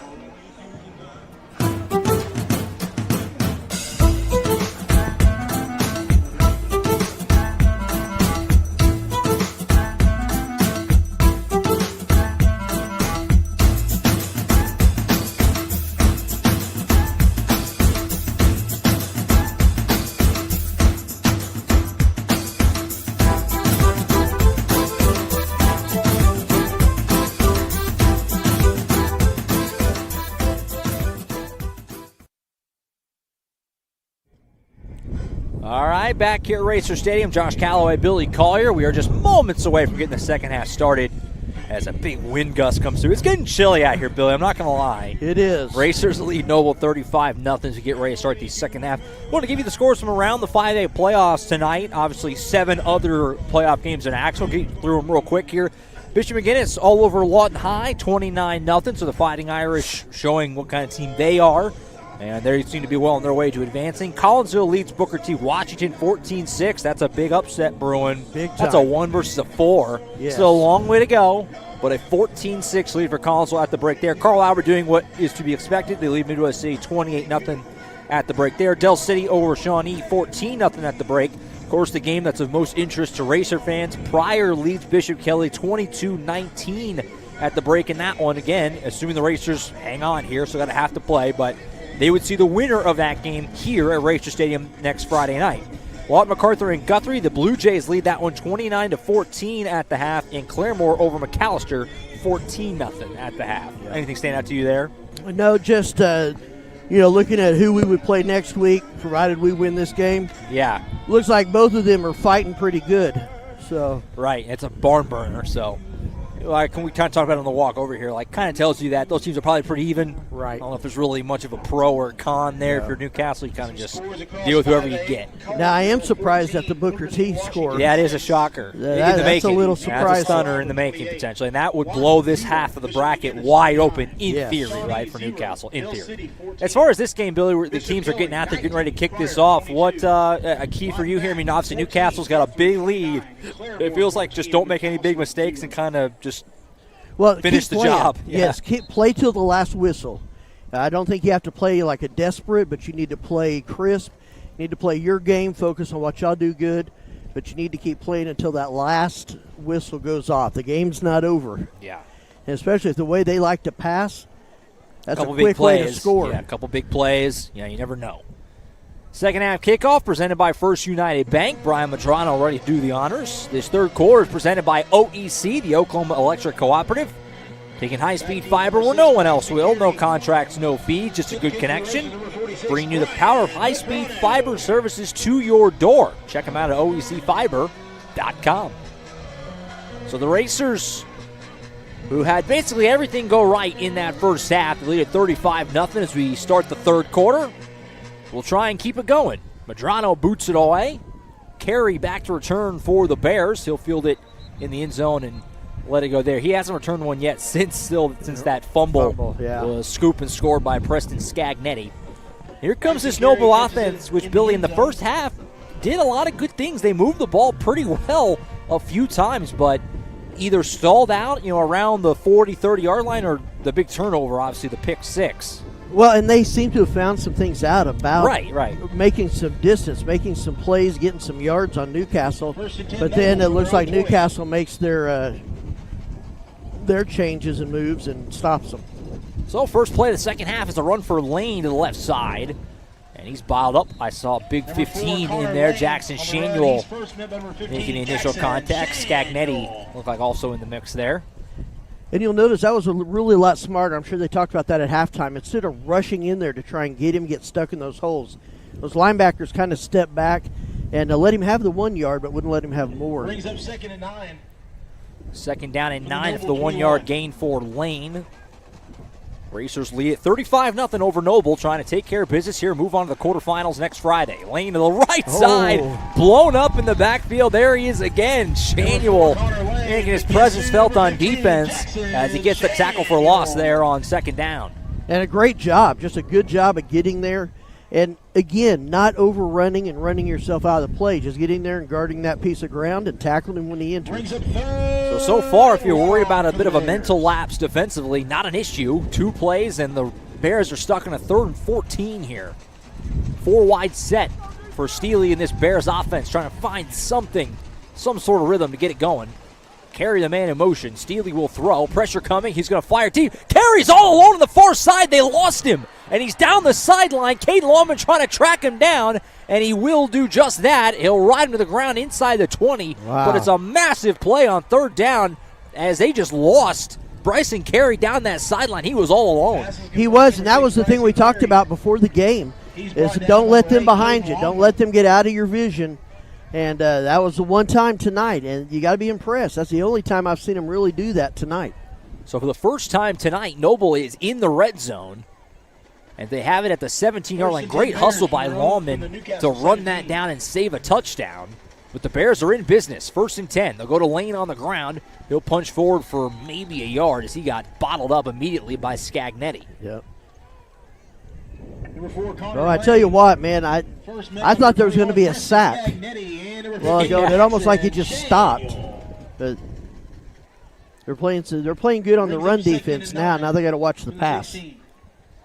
2nd down and 9 after the 1 yard carry.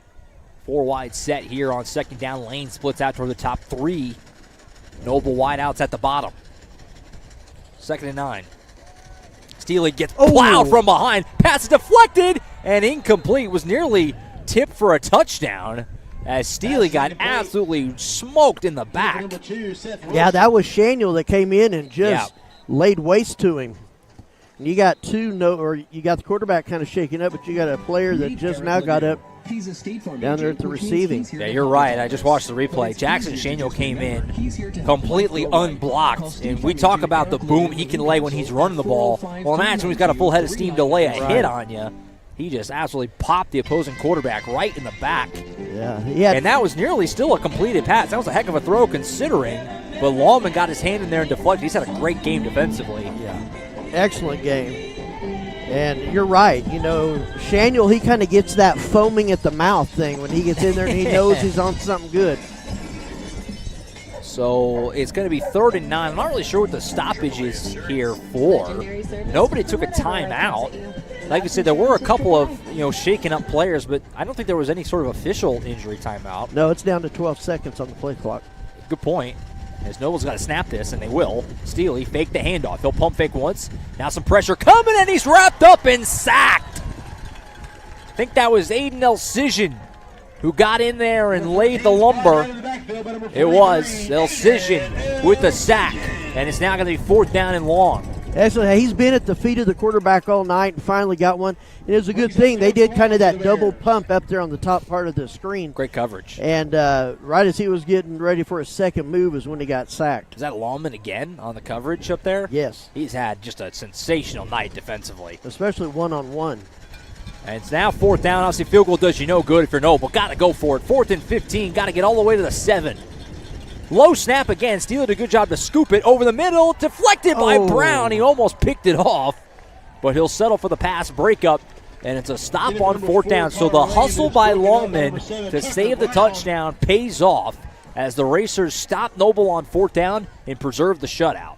Well, and again, it's another one of those great yards, a lot of getting down the field, and nothing to show it.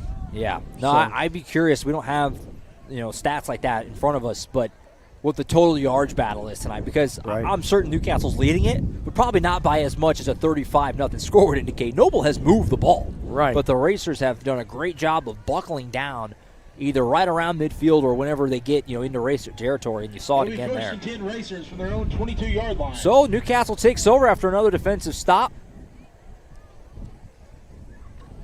Well, I think that has a lot to do with Brickman as he's able to make those chest play maneuvers.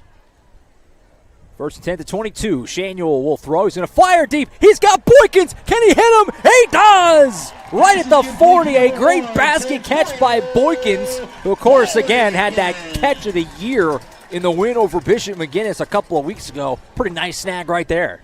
That was a good pass. Just dropped it right down in there, and he got behind the defense and just kept running through it. Excellent throw by Shanuel. Great adjustment by Boykins. Quick to the line. Shanuel going to fire deep, looking for him again. Basically the same play. Ooh.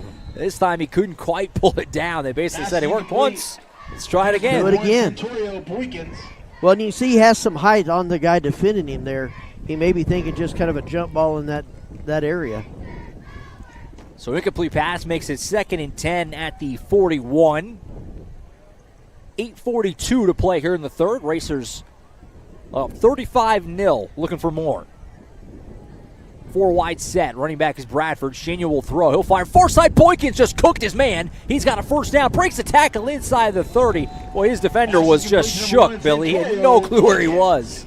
Yeah, I'm looking to see there's going to be some shifts on who's covering Boykin over there, because he's really having his way with that defensive back. I mean, he kind of faked in and went back to that out route toward the sideline. He had, 6-7 yards of separation. That was as open as you can be on a route like that. First down to the 28-yard line. Racers on the move. Shanuel drops back, another really clean pocket. He's had a lot of these tonight. Now we have a flag. Pass will be thrown and caught inside the 20. Pass is complete to number 13. Near another first down, but I think the penalty might be bringing it back anyway, as Alex Schumard made the catch. There was a flag on the play. But as you like to say, Holdville is where that penalty is hanging out. It's going to be awkward if we ever have to play Holdenville. Hopefully that isn't. Yeah, if that ever, if that comes up, we might have to retire Holden, or at least put it on a hiatus for a week. That's right. On the offense. So it is a hold on the Racers. We'll wipe out that completion to Schumard, and we'll back them up.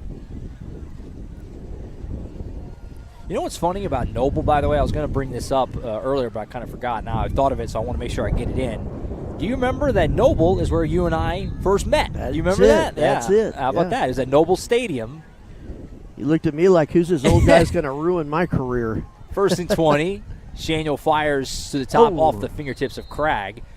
We both started the same year, 2020, and our boss, Eric Sherem, had pretty much all the new people out at Noble Stadium just to kind of do basically a drive run. There was no game or anything. It was really just kind of introduce everyone and kind of do a little, mock setup of a broadcast, and that's where we met. It was at Noble Stadium. That's right. Full circle. They're now playing Noble here 5 years later. Yeah, that seems like forever ago, I know, doesn't it's it? crazy.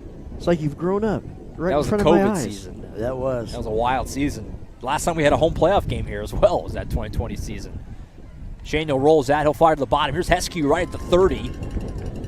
We had a couple of Noble guys run into each other as Heskew catches it and gets upfield. Looks like you got the first. Push out of bounds. Well, now you got past the original line of that's scrimmage. Right. Yeah, my bad. So you got the penalty yardage back and then about another yard, but it will be 3rd and about 9 here coming. As they're at the 27, they got to get to close to the 18. Would figure probably 4-down territory in this area of the field. Maybe we'll try a long field goal depending.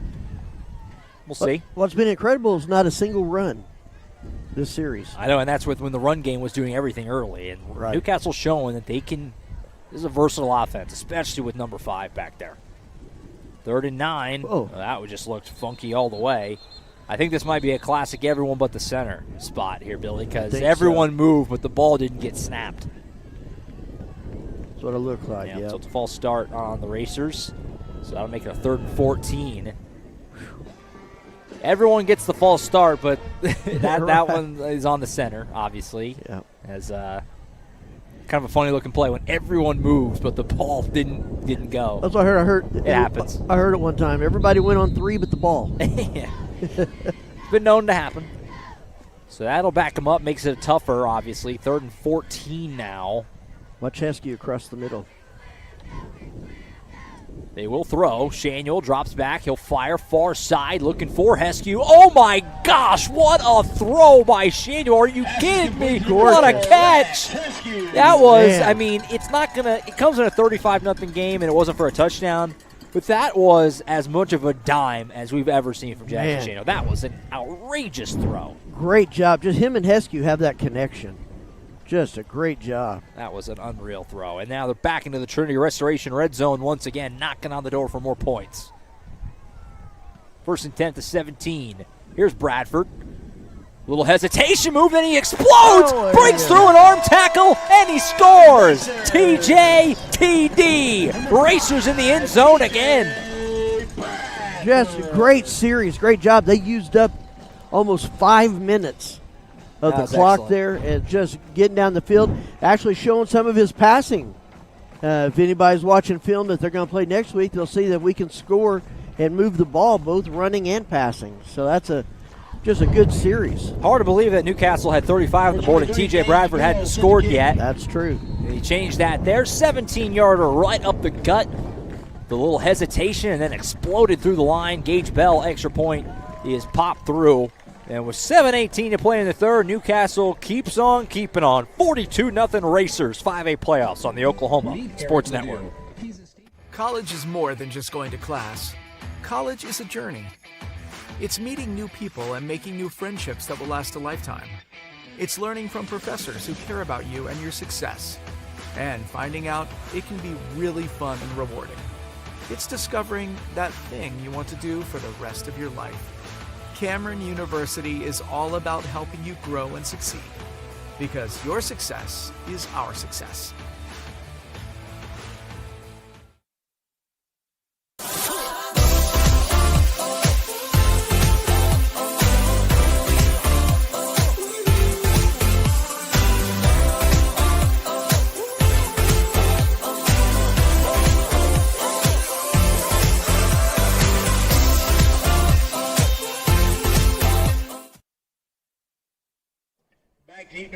Back at Racer Stadium, Josh Calloway, Billy Collier on the Oklahoma Sports Network, Carson Wade on the production, Uriah Martinez working camera for us. Newcastle in command, 42-0 with 7:18 to play here in the third.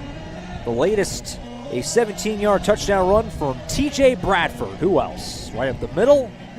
And Newcastle keeps on pouring it on and look to be well on their way to moving into the Final 8 next Friday night back here at Racer Stadium against either Pryor or Bishop Kelly. And we'll keep checking in on that score as the night goes on. This one's scooped up inside the 15, a little squib kick by Wilson. Ooh. And he does a good job bringing a couple tackles here and gets it out near the 35. This is among Noble's best starting field position they've really had all night. They've been backed up, seems like every drive tonight, but they'll have a little cushion to work with this time. But with a tall mountain to climb, down 42-0 here at Racer Stadium. Yeah, that was probably one of their best ones. Probably not the best kick we've had from Bryan tonight, but we'll see how they do. So Noble back on offense. Had the huge play to carry down the sideline. Looked like, still 35-0, but what a start to the second half. Feel like, here we go. And then they stalled out, stopped on 4th down, and still stuck on 0. Back on offense, here's Lane to the left side. Got some room over here, some good blocking by his wideouts, but a penalty flag in the backfield might be wiping this out. Meanwhile, Lane again, an unbelievable job to just reverse field. Good job. Get all the way across midfield. He ended up getting about 20 yards on that, but I think it might not count. Oh, they're going to pick it up. They're picking up the flag, so there you go. It is going to count. So a big run by Lane, and it's 1st down across midfield. It's a good job, tackle by Schumart coming back and cutting off that field. Boy, I don't know if I've ever seen a running back had the ability to just reverse field and just Tecmo Bowl up and down the field the way that Lane has in this game. That's a good way to put it. And it's not even that he's the fastest guy. He's really more of a bruiser, but he's had an ability to do that all night. They'll go to him again here. Left side, runs through a seam. He's got a big run again. So 2 big runs for Lane, and Noble's on the outskirts of the 30. So here they are again, moving the football and in business, trying to get on the board. I think Connor Lane has about 200 yards. It's just it's all left to right instead of north and south. 10 for the Newcastle 32.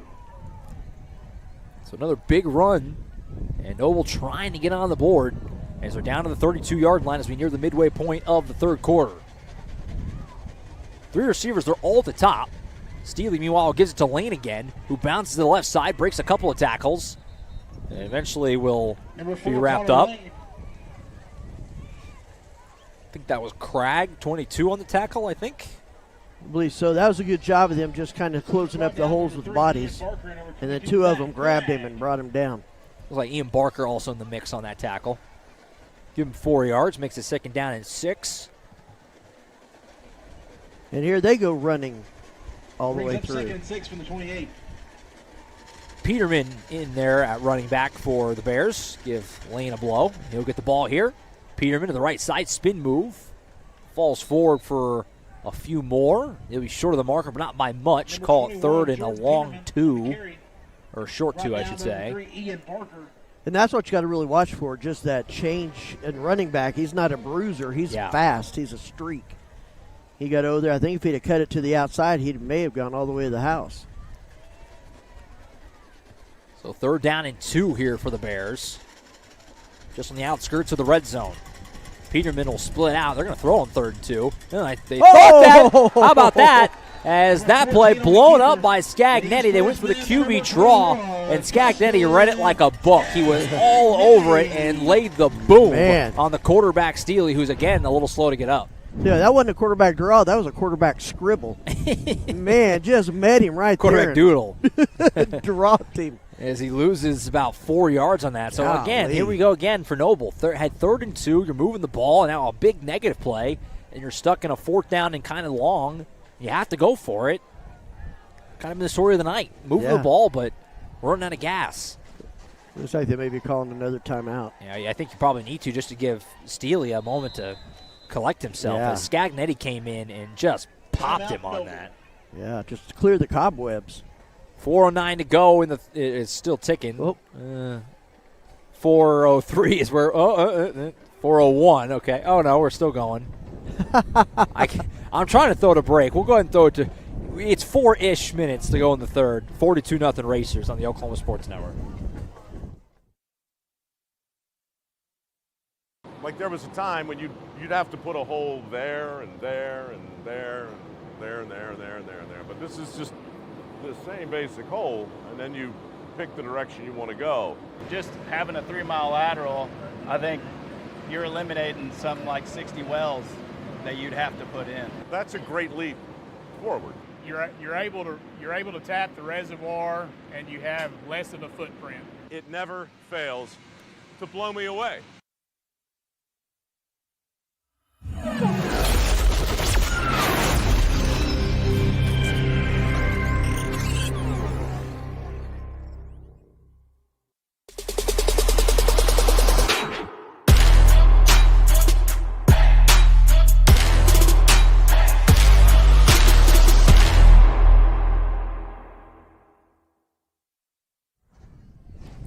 Back in Newcastle, Josh Calloway, Billy Collier, 404 is where we settled after all that to go here in the third. 4th down and 6 for the Bears.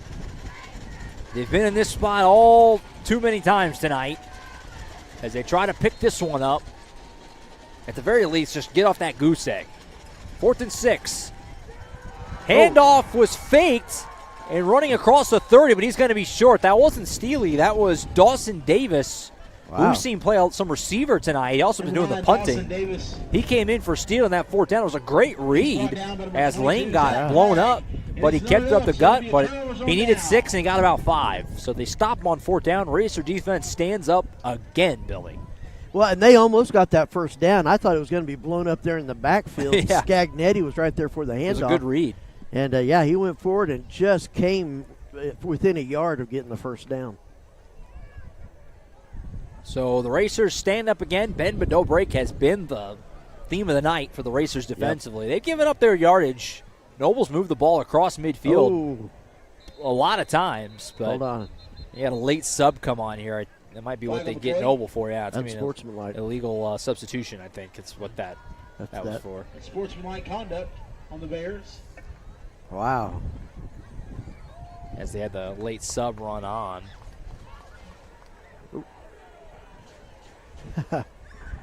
Wow. Oh, 15 yards for that? Yeah, I think he called unsportsmanlike. They had the player run on late, which is what I thought they were going to. I don't know. Hand up, I don't know. One of these days, high school officials will get like the mic and they'll announce it so we can know what's going on. Nevertheless, Racers get some yardage on a first down. Here's Ben Rogers with the carry. He got blown up. Bears were ready for that one. If we've said a Noble defensive player's name side, it's been Andrew Holmes, the junior defensive end. He's been really the one Bears player on defense who has kind of wreaked havoc. He blew that play up as Rogers lost about 4. Well, and you can just tell by looking down there at him. He's an athlete, just a junior big athlete. Just a junior, so he'll be back on this team next year. Brings up 2nd and 14 from the 34. If these teams happen to cross paths again, the Racers will be familiar with number 40. That's right. 2nd down and long. They'll go back to him, and he's blown up again. Holmes helped out on that, but the initial contact came from Charles Haven, another junior, defensive tackle for the Bears, who got in there and blew that one up. So 2 big negative runs, which we haven't seen at all tonight. Oh, And the Racers are now stuck in a 3rd and very long. 15. So this tends to be the Heskew down. We'll see if they do that. Makes sense to get Rogers some carries here. Go ahead and get Bradford off his feet, too, as you have that luxury. Seems kind of crazy in a playoff game, but up 42-0 late in the 3rd. Probably makes sense. 3rd and long. Shaniel will try and throw for it. He'll drop back and dump it off to Longman, who breaks the initial tackle. He's loose. This is Schumar, He gets across the 45, and they pick it up. Alex Schumar, who scooped that up and then broke a tackle or two, and all of a sudden he had a first down. Wow. Once he broke that tackle, he ran like his hair was on fire as far as he could. Heck of a play by Alex Schumar. Little catch and run there. It's a first down to the 44. And we have whistles. Let's see what this is. 2:11 to go in the 3rd. We take a timeout. Well, it looks like offense going back out there. Looked like the referee was saying a player needed to come out for Noble, number 9. Okay. So no timeout. Back to it. 1st and 10 at the 44. Schumard gives it to Rogers, who breaks through the line. Makes one guy miss there around the 45. He's got speed. Stiff arm inside the 35. Breaks another shoestring tackle. He's still inbounds into the red zone. What a run by Ben Rogers. He is one of. Yeah, go ahead. He's one of the most determined runners I've seen. But he's almost one of the guys. And they said a lot about other players. He almost runs angry. I agree with that completely. You can just see the flashes there of what that kid is going to be, as he just electric every time he gets the ball. It's exciting. When he gets the ball, it's exciting. You don't know what's going to happen. Big run there. They're back into the Trinity Restoration red zone. Keep feeding him up the middle. Breaking through some tackles. He emerges from the line. Legs churning down near the 10. Another big run by Rogers, just short of the marker. Give him about 8 yards there, and Newcastle knocking on the door with more points. Well, just feed it. Just keep feeding him. Feed the young fella. That's right. Feed him till he can't eat anymore. 2nd down and 2. It'll be at the 11. Ruben Rendon-Zamora in there at running back. And there's the whoop. What are we calling it? We got to come up with a name. It's actually sad we haven't come up with a name. I know. This far into it. But maybe it has a name. So we should put a pin in that. Gene Reed, find out if it has a name. If it doesn't, we're going to give it one. That's right. I'm thinking Dolt. Kind of the Homer? There's a Homer Simpson. Dolt. So the offside penalty puts them inside the 10. 1st and goal at the 7. Here's Rendon-Zamora to the right. Nothing there. Bears blew that one up. Looked like that was Jacob Metters, sophomore linebacker, on the tackle there. That was a good job. He came in, grabbed him. Not many people can grab Zamora like that. He just grabbed him and took him backwards. Final 40 seconds here of the 3rd quarter at Gene Reed Field. 3 wide set. Ben Rogers, it's Ruben Rendon-Zamora in the backfield again with Shaniel. He'll flip sides, as will Antonio Brown. I'll flip him again. Shanuel.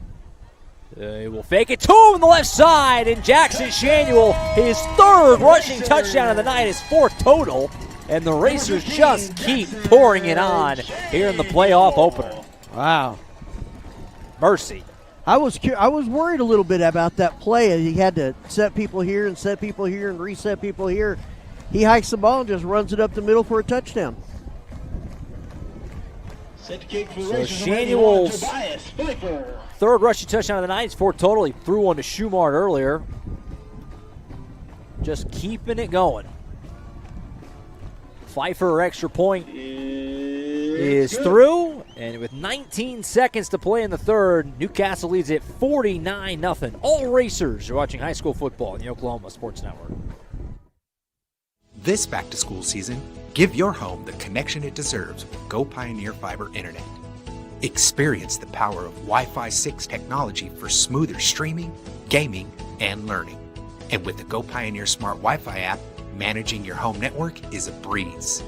Choose from multiple plans with symmetrical speeds for lightning-fast uploads and downloads. Get your family school-ready with Go Pioneer Fiber Internet. Sign up today at gopioneer.com.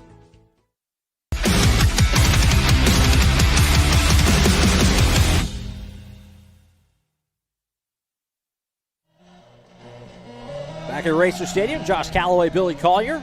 Jackson Shanuel from 7 yards out punches it in. His fourth total touchdown of the night, and Newcastle leads it 49-0. Racers have got 4 rushing touchdowns tonight as the ground game, which has been the theme, especially in the second half of the year.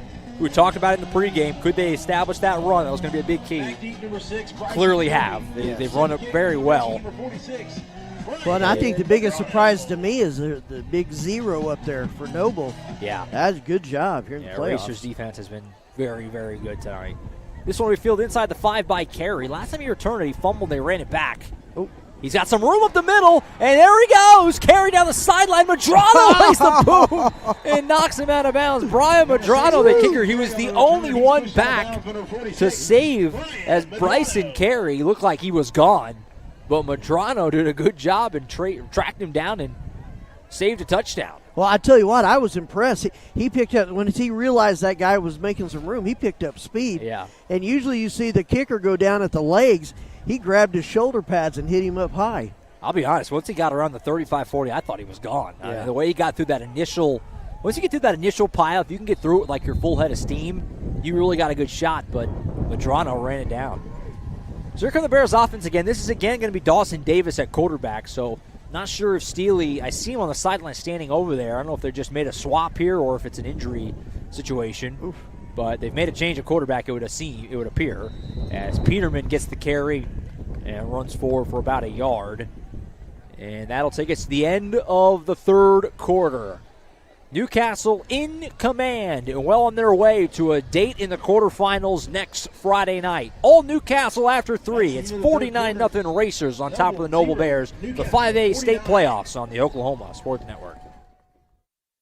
We are engineers, scientists, and analysts, the roughnecks, pipe fitters, and welders. We are the workforce that produces Oklahoma's oil and natural gas. We find and deliver the energy that makes this state and country go.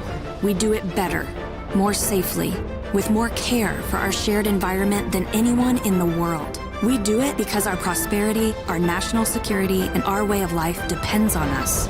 We do it because we love it.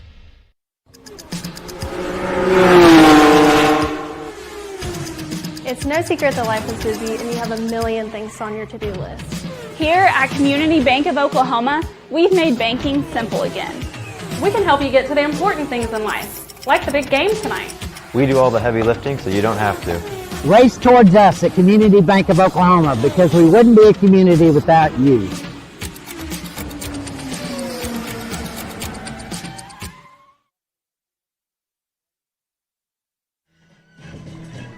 Back here at Racer Stadium, getting the light show. Vibes are good. Newcastle leads it over Noble 49-0. Josh Calloway, Billy Collier on the Oklahoma Sports Network. Racers obviously look to be well on their way to a dominant win in the playoff opener and be one of just 8 teams left playing football in 5A next Friday night. Second down, the run will go to Peterman here for Noble. He'll cut back and get forward for a few. Brings up third down. They're really doing good group pursuit, getting group tackles in. I was going to mention earlier with the new quarterback, I just saw, the quarterback after getting hit a few times just looked a little rung up. Yeah, he took a couple big hits in this second half. He looked a little rung up, so they may have said, let's keep him for another year or two. And not for nothing, but Steely is just a junior, so he'll be back next year. And Davis, who's in there now, is a senior. That may play a small factor in it, too. Let the senior finish it. Oh. Davis going to keep it on the right side. Dawson Davis down the sideline. He's ran down by Cragg at about the 10-yard line. And so this is the furthest that Noble's taken the football tonight. They've had it down the field a couple times. They've even been in the red zone before. But this is the first time they've had it now first and goal as they try to get off that zero and get into the score column. Well, and that was impressive there by Davis, showing some real speed there. And that may be something you have with him that I never really saw Steely do something like that. So it's 4 wide here for the Bears on first and goal. Peterman, the running back, with Davis. And that one looked a little disjointed. Yeah. As a couple guys look to go a little early, and they're going to back them up 5 yards. Start on the offense. Those have been killing Noble more than anything. Yeah, a few really untimely penalties tonight. And not even so much the severity of them, because they've been a lot of false starts, 5-yarders, but it's like when they got all this momentum, and it's like, okay, now back up. And that has hurt them a few times. Well, and that is so difficult at this level, especially you're feeling good, and then those penalties hit, and it just kind of drains you.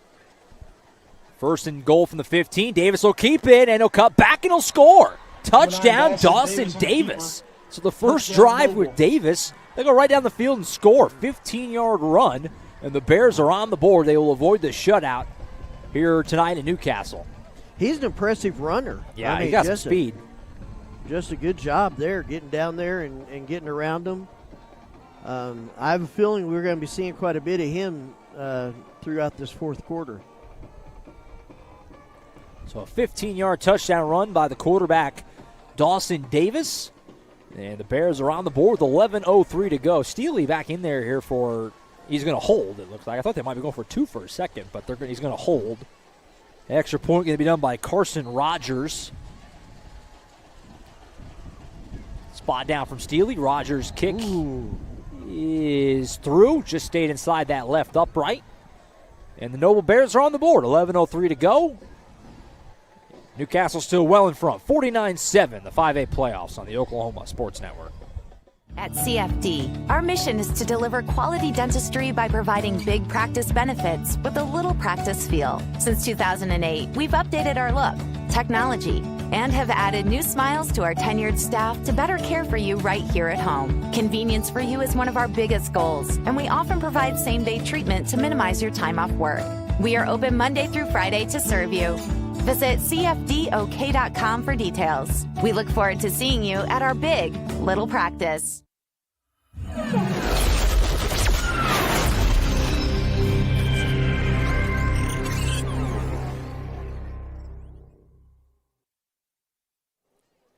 Back at Racer Stadium, Josh Calloway, Billy Carr. They just announced over the PA here that Bishop Kelly, 28-19, trailing prior. And again, obviously, that's who we'll see next Friday, barring something unbelievable here tonight. And so it looks like right now that would be the Pryor Tigers coming in here to Racer Stadium next Friday, but still some work to be done out there for them. 2-score lead over the Bishop Kelly Comets. Racers back the other way, fielded just in front of the 20. This is Longman down the sideline. He's got a lot of speed. Caden Longman, have a night, young man. Kickoff for a touchdown. Second special team score of the night for the Racers. I think Rogers went down. He might be cramping there at the goal line as Longman runs the kick back for a touchdown. Wow. How about that? That was incredible. Just lined them up, and that was one of those pooch punts that they almost hurt him right off the bat. And that was just a gorgeous run down the sideline. That was about an 80-yard touchdown. So Caden Longman, who had the pick six earlier and has just played a tremendous game defensively, now adds a kickoff return for a touchdown to his resume. As it's now 55-7 Racers with 10:50 to go. They're still attending to Ben Rogers. It looks like as he went down on the goal line. I don't want to speculate on it. The way he went down, you hope it's just a cramp, obviously. As that's nothing severe. It looks like they're just stretching out his legs, so that would certainly suggest just that. Again, don't want to speculate too much. Hopefully nothing too serious for Ben. Well, and to speak of Ben, it was impressive. He's the only guy that caught up with Caden. Down there celebrating, and that's when the cramp hit, I think.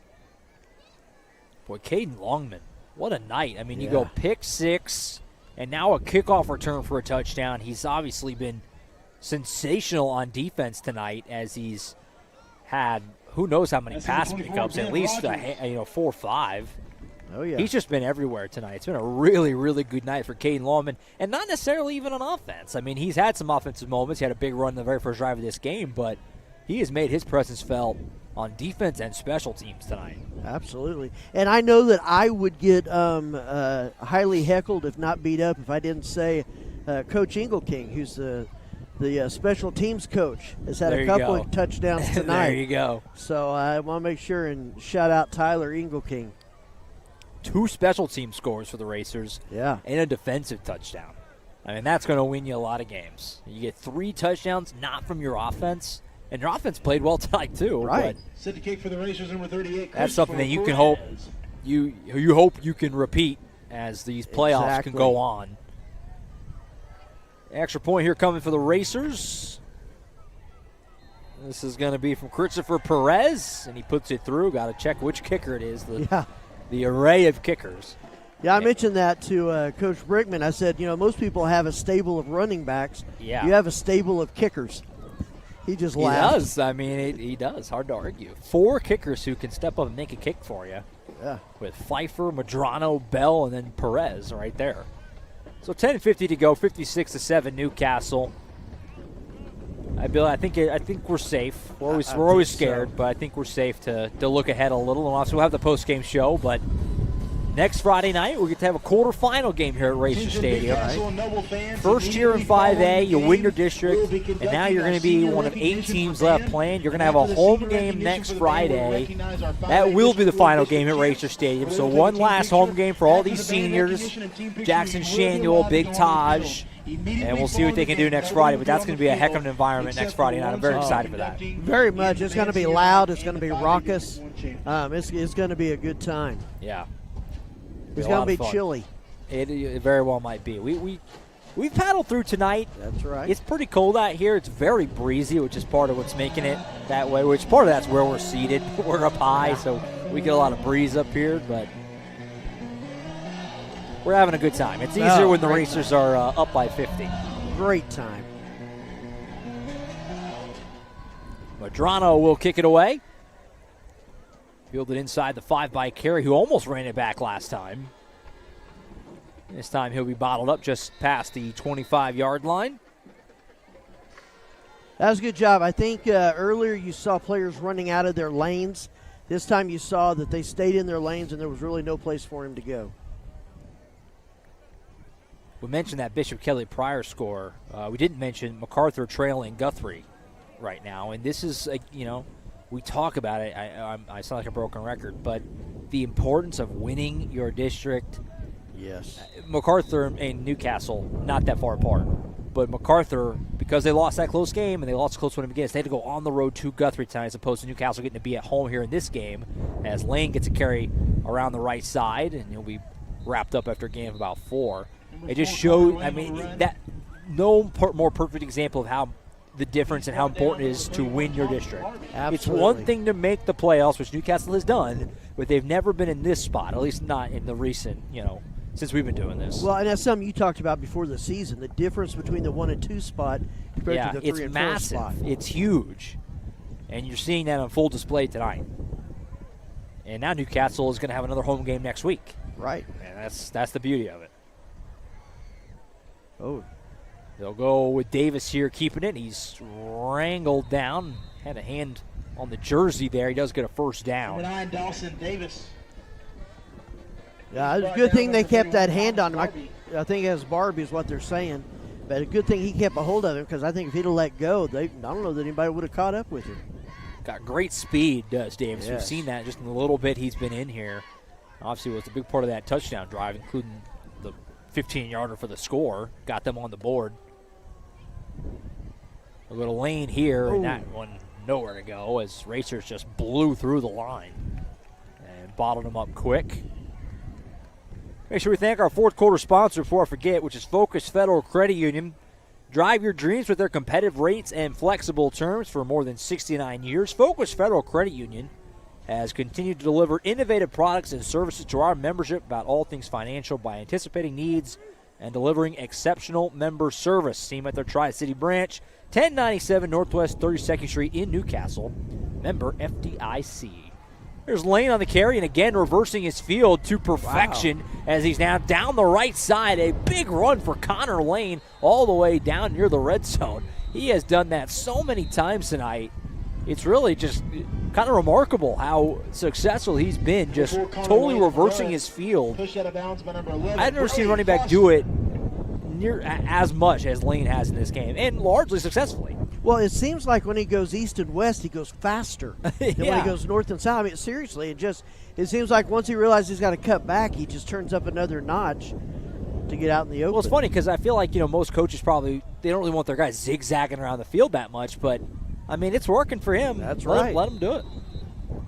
Clock will get ticking again, under 9 minutes to play here at Racer Stadium. Davis will keep this one, and he's bottled up quickly, maybe a yard at most. They were ready for that one. Yeah. That didn't surprise anyone. Stick with us after the game. Billy and I will wrap up this one, and we'll look ahead to next Friday night, the quarterfinals, the final time here at Racer Stadium in the 2024 season. Whether that's Pryor or Bishop Kelly, we hope to have a final on that, hopefully by the time we do postgame, so we can really kind of look ahead. Well, it looks like Pryor's in command in that one. Scored again. So it would appear that the Pryor Tigers will be coming to Newcastle next Friday. Lane to the right side. He'll dive forward near the 15. Kind of rules off the tongue. The Pryor Tigers. Yeah. Yeah, they'll be here next Friday. Yeah, from the looks of it, I mean, you never want to jinx it or upset the football gods. Yeah, no kidding. Certainly the way it's looking is they have a pretty healthy fourth quarter lead over Bishop Kelly. Not over, but in good shape. Third down and 2 here for the Bears as we go under 8 minutes to go at Racer Stadium. Davis will keep it around the right side. He's going to be twisting his way forward to the 11. And just amazing, too. I mean, Newcastle last season in 4A, obviously, made the playoffs, got a big road playoff win over Elk City, right? Yep. And then went out to Poto. This game that you and I didn't do. Our great boss, Eric Sheriff, did the game. And they were competitive in that game, but lost in the quarterfinals. And now you move up in 5A, and you're in that same spot, only you're at home. Right. It's just unbelievable, though, year to year. As Lane up the middle here is going to have some room. He's going to score. So Noble found their offensive groove, just kind of too little too late, obviously. But an 11-yarder up the middle for Lane. And the Bears are in the end zone again with 7:24 to go. Yeah, he's a great runner. I think, is he a senior? Yes. Well, I'll tell you what, I'm happy about that. Don't worry about him again down the road. But he has that look about him. He just looks like a running back, even at the next level. So he does a great job. Great runner. So the run for Lane, 11-yard score. Rogers will do the honors on the extra point. It's a low line drive, but it does go through. And with 7:24 left, what you got? It's not very often you see the official duck and they come up and say good. 7:24 left. We'll step aside. Newcastle well on their way to the quarterfinals in the 5A playoffs on the Oklahoma Sports Network.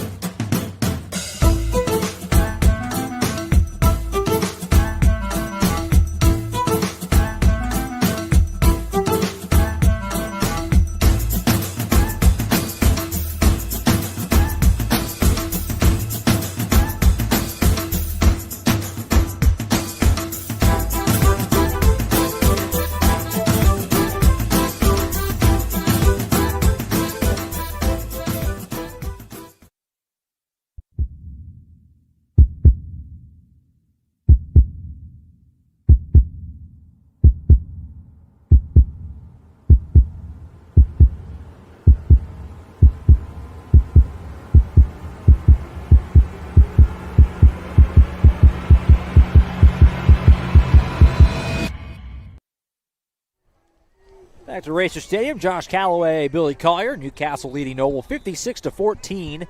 7:24 to play. Rogers will boot it away for Noble. It's a pooch kick, not one long. They have another look at it. And it looks like Cragg will just be the one to fair catch it. Little score update. Billy alerted me to in the break there. Collinsville 20-19, leading Booker T in the fourth quarter. Still, I mean, it's a 1-point lead, but that is a stunner if that holds up. Booker T, the 1 seed at the bottom of the bracket. But I think that'd be a lesson to the other 1 seeds. You know, Yeah. hey, don't think you just because you're coming in as Any a given one, you Friday. got it. Yeah, that's right. So that's a potential shocker. We'll see how that plays out. Still some work to be done in that game. Just a 1-point lead, but a big upset brewing that'll shake up this side of the 5A bracket. That's to say the least. Meanwhile, Newcastle's well on their way. They're having a comfortable night as they lead at 56-14. We do have a change at quarterback. Is in there doing the honors is Ashton Schumard at quarterback, taking over for Jackson Shano, who was dynamite tonight. 4 total touchdowns, 3 on the ground, 1 through the air for Jackson. And he'll have 1 more game on this field next Friday to try and get his team into the semifinals. Schumard run up the middle here. Let's see, who to give that to. Couldn't quite make out the number. I couldn't either. Number 10, Colton Bradley. Number 10, Colton Bradley. Gain of 2. Bradley, who we saw a lot earlier in the year, especially when Bradford was out, really kind of stepped up in that running back role. Yeah, he had I can't remember who the other running back was, too. You had a couple of running backs that had to just kind of come up by committee. Yeah. That did a real good job. Give him 2, makes it 2nd down and 8. Cool to see these guys get in and get in the playoff action at their home stadium. Schumard will go back to him. Or up the gut, not a whole lot there. Got maybe a yard, if anything. Yeah, it looks like they're winding down some clock time here. Number 10, Colton Bradley. Yep, taking their time, working that play clock in between, keep that thing ticking, and get on out of here and on to next Friday night, which will be back here at Racer Stadium one final time this season. We're our 7th game here. We're our 4th in a row next Friday night. That's the longest home stretch. We just keep it's like you just penciled in every Friday, back to the stadium. Kind of don't miss October at all. Yeah, well, we were on the road the whole month. We're making up for it right now. That's for sure. 3rd and long. Schumard will try and throw for it. Far side. Pass is caught. Breaking a tackle. That's a 1st down across the 45. Can't quite tell who it is. Looks like, I think that's 18, which is, it's 19, Ryder Cruz. Wow, there's so a a name. senior getting in there and catching a pass. I don't know that we've said that name this year, have we? That was a great job. That was well done. Yeah, he broke a tackle, too. Picked it up. Up to the 46. 5:40 to go. Bradley back behind Schumard. He'll now join him on his left hip. Now he'll flip to his right side. They'll go back to him up the gut. Ooh, it looked like he had some room to work with, and somebody just reached out and grabbed him from behind. Yeah. It looked like he was about to break it, and then it looked like it about got broke. Yeah. No gain on the play. Makes it 2nd and 10. Brought down to number 75, Jordan Hensley. Appreciate everyone being with us all season long. We hope you keep on keeping on, at least for another Friday next week.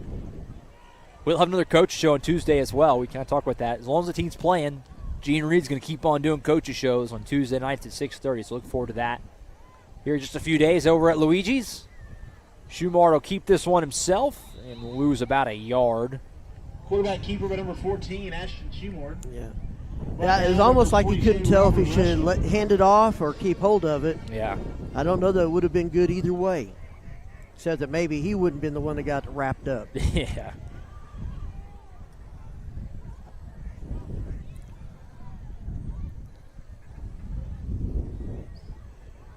Everybody's staying in the stands. That's pretty impressive.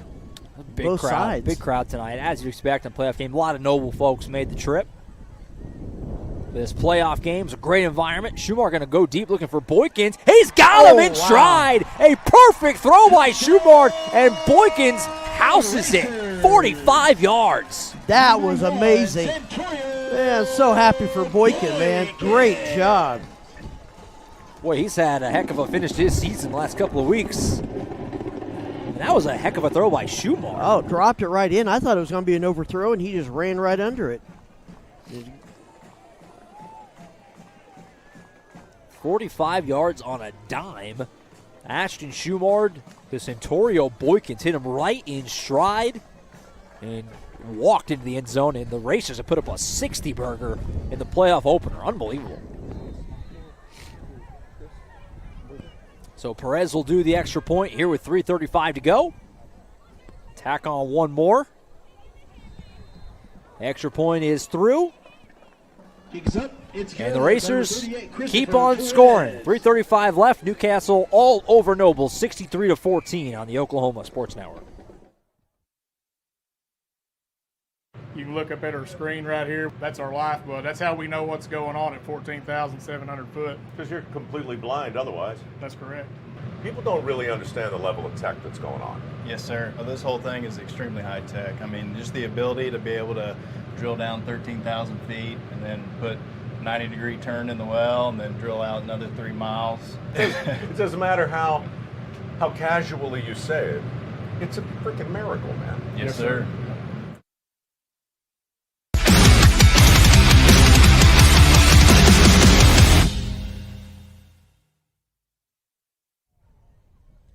Back to Racer Stadium. Josh Calloway, Billy Carr, and the Oklahoma Sports Network. 45-yard touchdown pass. Ashton Schumar to Centaurio Boykins. Right on the money. Makes it 63-14 with 3:35 left. That scores? Yeah, looking at scores. As you said, that pass dropped right in the basket. Yeah. Just beautiful. Perfect throw. How are we looking in Pryor? Looks like Pryor in good shape. Got about 3 minutes left. The Tigers lead the Comets 35-19. So barring a big comeback there, it looks like it'll be Pryor coming into Racer Stadium next Friday night.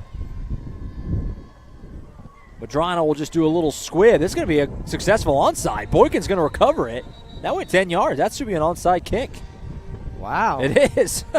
Maybe save that for when you need it, but that was expertly done. I mean, there's some conversation here. I don't know how this wouldn't be Racer ball. I mean, this is. We got a flag back here at the 30. A couple of coaches are asking Madrano, what happened? Well, why'd you do that? Or maybe he did something a little, maybe supposed to squib it down the field a little more. I'm not sure what happened, but I don't know why this wouldn't be Newcastle ball. He kicked it from the 40, recovered it at about the 47, plus 47. Should be Racer ball. 10 yards.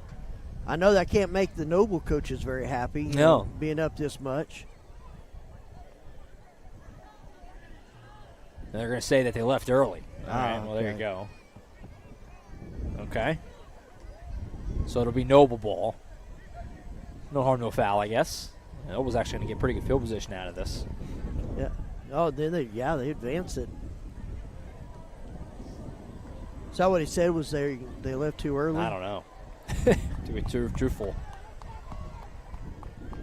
All right. Well, Noble gets it at the 38 after all that. Well, the offense is going out there. If this was a closer game, that might be a little more of kind of what happened there. You know. Yeah. So Noble has the ball at the 38-yard line. Davis back here on offense for the Bears. A little confusing when you see number 11 and number 14 for Newcastle go out there. You don't know if it's offense or defense. Legal touching on the Racers. It'll be 1st and 10 Noble from 38. Davis will give it to Peterman to the left side. He'll break a tackle and get caught from behind. Gain of a couple. It's a good job. They're really doing a good job, and it's something that's going to come in handy next week of doing group tackling. You know. Swarm the football. It seemed like at the first of the year you saw a lot of trying one-on-one tackling and stepping up. That didn't do well at the first of the year. Davis will fake it to Peterman and keep it himself to the right side. He'll bounce outside, and several black jerseys swarm in on him. Well done there for Newcastle, as looked like he had 32 which is Johnny Shawn, and as well as 35, Bo Birdsong, get in there. Double team for the tackle, so some young guys getting in there, getting some run here. Happy for Birdsong. His older brother played. You probably remember him a few years back. Good family. And they're blowing that play up. Birdsong, just a freshman. So, long career in front of him. Davis, he fumbled the handoff. It's on the turf. It's still loose, and the Racers got it. Diving on it, that's Ruben Rendon Zamora playing some defense, and he gets himself a fumble recovery. There you go. As the Racers force another turnover. And Newcastle just keeps pouring it on. 2:20 to go, and they've got the football back. Ooh, I think the official might have got hit with the ball. And I think someone threw the – I only caught the tail end of it. I think someone threw the official the ball, and he got hit not looking. Yeah, maybe in an uncomfortable place. Yeah, I think tender area. Oh, boy. Oh, no. We got the trainers coming out. All right, let's step aside here while they attend to the official. 2:20 to go. Racers lead at 63-14. College is more than just going to class. College is a journey. It's meeting new people and making new friendships that will last a lifetime. It's learning from professors who care about you and your success. And finding out it can be really fun and rewarding. It's discovering that thing you want to do for the rest of your life. Cameron University is all about helping you grow and succeed. Because your success is our success.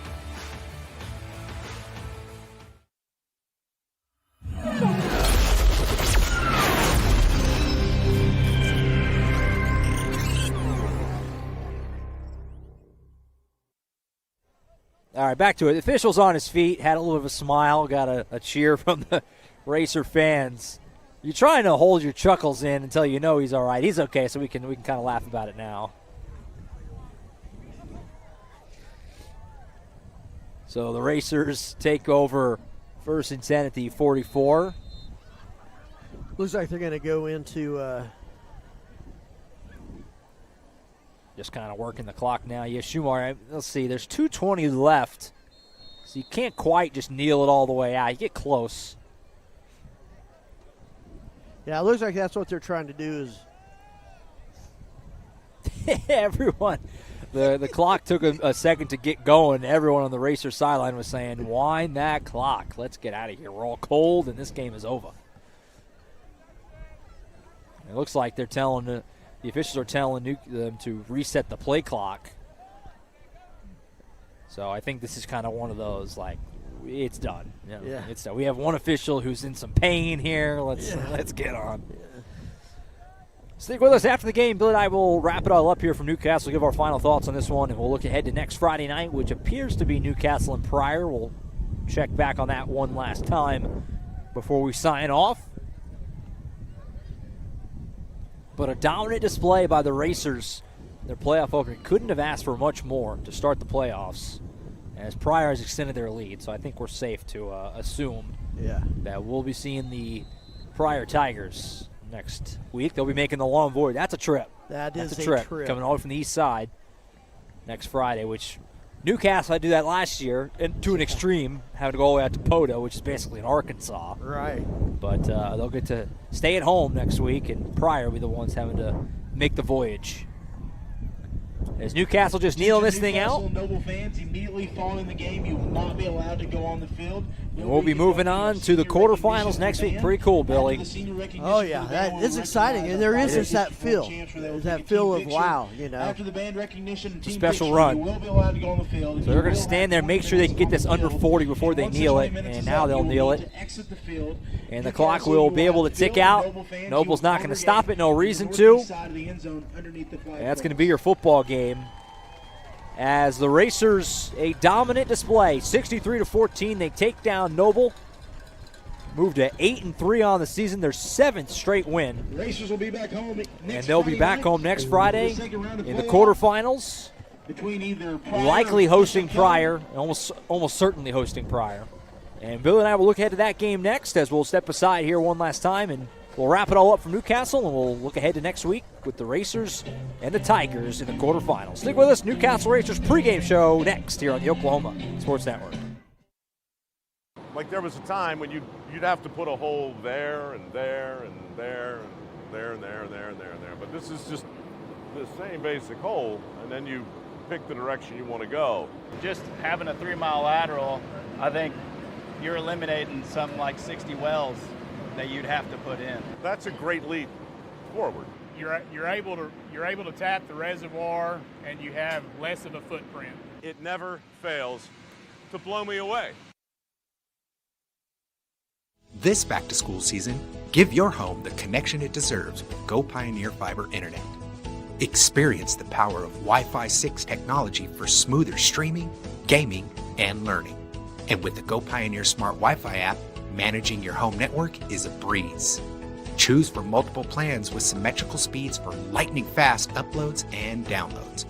Get your family school ready with Go Pioneer Fiber Internet. Sign up today at gopioneer.com. We are engineers, scientists, and analysts, the roughnecks, pipe fitters, and welders. We are the workforce that produces Oklahoma's oil and natural gas. We find and deliver the energy that makes this state and country go. We do it better, more safely, with more care for our shared environment than anyone in the world. We do it because our prosperity, our national security, and our way of life depends on us. We do it because we love it.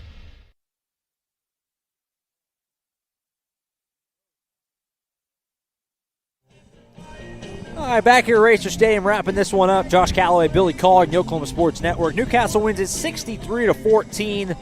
Massive night from Jackson Shandle. He goes 4 touchdowns, 3 on the ground, 1 through the air. Defense and special teams were immaculate. 2 special teams touchdowns and a defensive touchdown. Caden Longman with 2 of those, a kickoff return and a pick 6.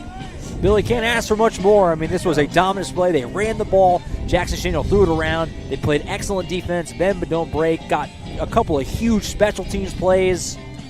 Coach Brickman, I'm sure, will always find things to work on, and there'll be things to button up. But this was as good of a playoff opener as you could have. You said it earlier, this might have been their best performance of the year. I think so. I think it really was the best performance of the year. And Gene has said this quite often. They have so many playmakers on this team. They do. You saw that tonight. Even the times that they kind of got a busted play and stuff, they still didn't give up on the play and would go and make the tackles. You're right. I think this was probably the best I've seen them play all season. And so now it's just keep it, take it into next week. On that note, next Friday night, it looks like it's not a final yet, but it looks for all the world like it's going to be Pryor in here next Friday. Now, obviously, I don't expect you to know anything about Pryor. I don't. It's a team that we never see. Obviously, the move up to 5A, like you said, we've been playing new teams all year, so nothing new about that. But you add on the fact that they're on the east side of the state. So we all knew it's a matchup you never see. It wouldn't shock me if Newcastle Pryor have never played in football. Probably not. Next Friday night. But your initial thoughts as far as, the way that this team is playing and the confidence they're playing with right now, 7 straight wins, you got to feel good about them against almost anyone, especially in this place, with this home crowd. It feels like if they could just try to recreate some of this mojo, they're going to have a good shot. Well, and one of the things, especially with limited success in playoffs, a lot of teams, when they get to the playoffs, feel like they've arrived and just kind of sit and are happy about the achievement. And you can tell this Newcastle team, they're not done. They want more. Right. And so you see that in the coaches, you see that in the players. And as for next week, you're right. I had to look up to what their mascot was. And so I don't know what really to look like but I'll say this. If Newcastle focuses on what they do well and the playmakers they have, they're going to be tough for anybody. Completely agree. Newcastle, it's just been a dream season, and it keeps on going for another week. A blowout, dominant win over Noble tonight, 63-14. Well, thank you so much for tuning in. As always, it's been an awesome season, and we're not done yet. We're going to be back next Friday, same time as always. Pregame at 6:30, kickoff at 7. Back here at Racer Stadium as Newcastle hosts Pryor in the 5A quarterfinals for a spot in the semis on the line next Friday. Coach's show on Tuesday with the great Gene Reed. He'll be setting the table for that one, as well as looking back at this one. Obviously, players of the game, all that great stuff will be on Tuesday night at 6:30. either get out to Luigi's or tune in on the Oklahoma Sports Network on Tuesday night. That's it for us. Again, we thank you so much for tuning in as always. For Carson Wade on the production, Uriah Martinez working the camera, my partner Billy Collier, I'm Josh Calloway signing off from Newcastle. The Racers dominant over the Bears and are on to the quarterfinals in their very first year in 5A. The dream season keeps on rolling. We'll see you next Friday back here at Racer Stadium. Good night, everybody. Her favorite memory is the Indy. Thanks for watching this presentation of the Oklahoma Sports Network.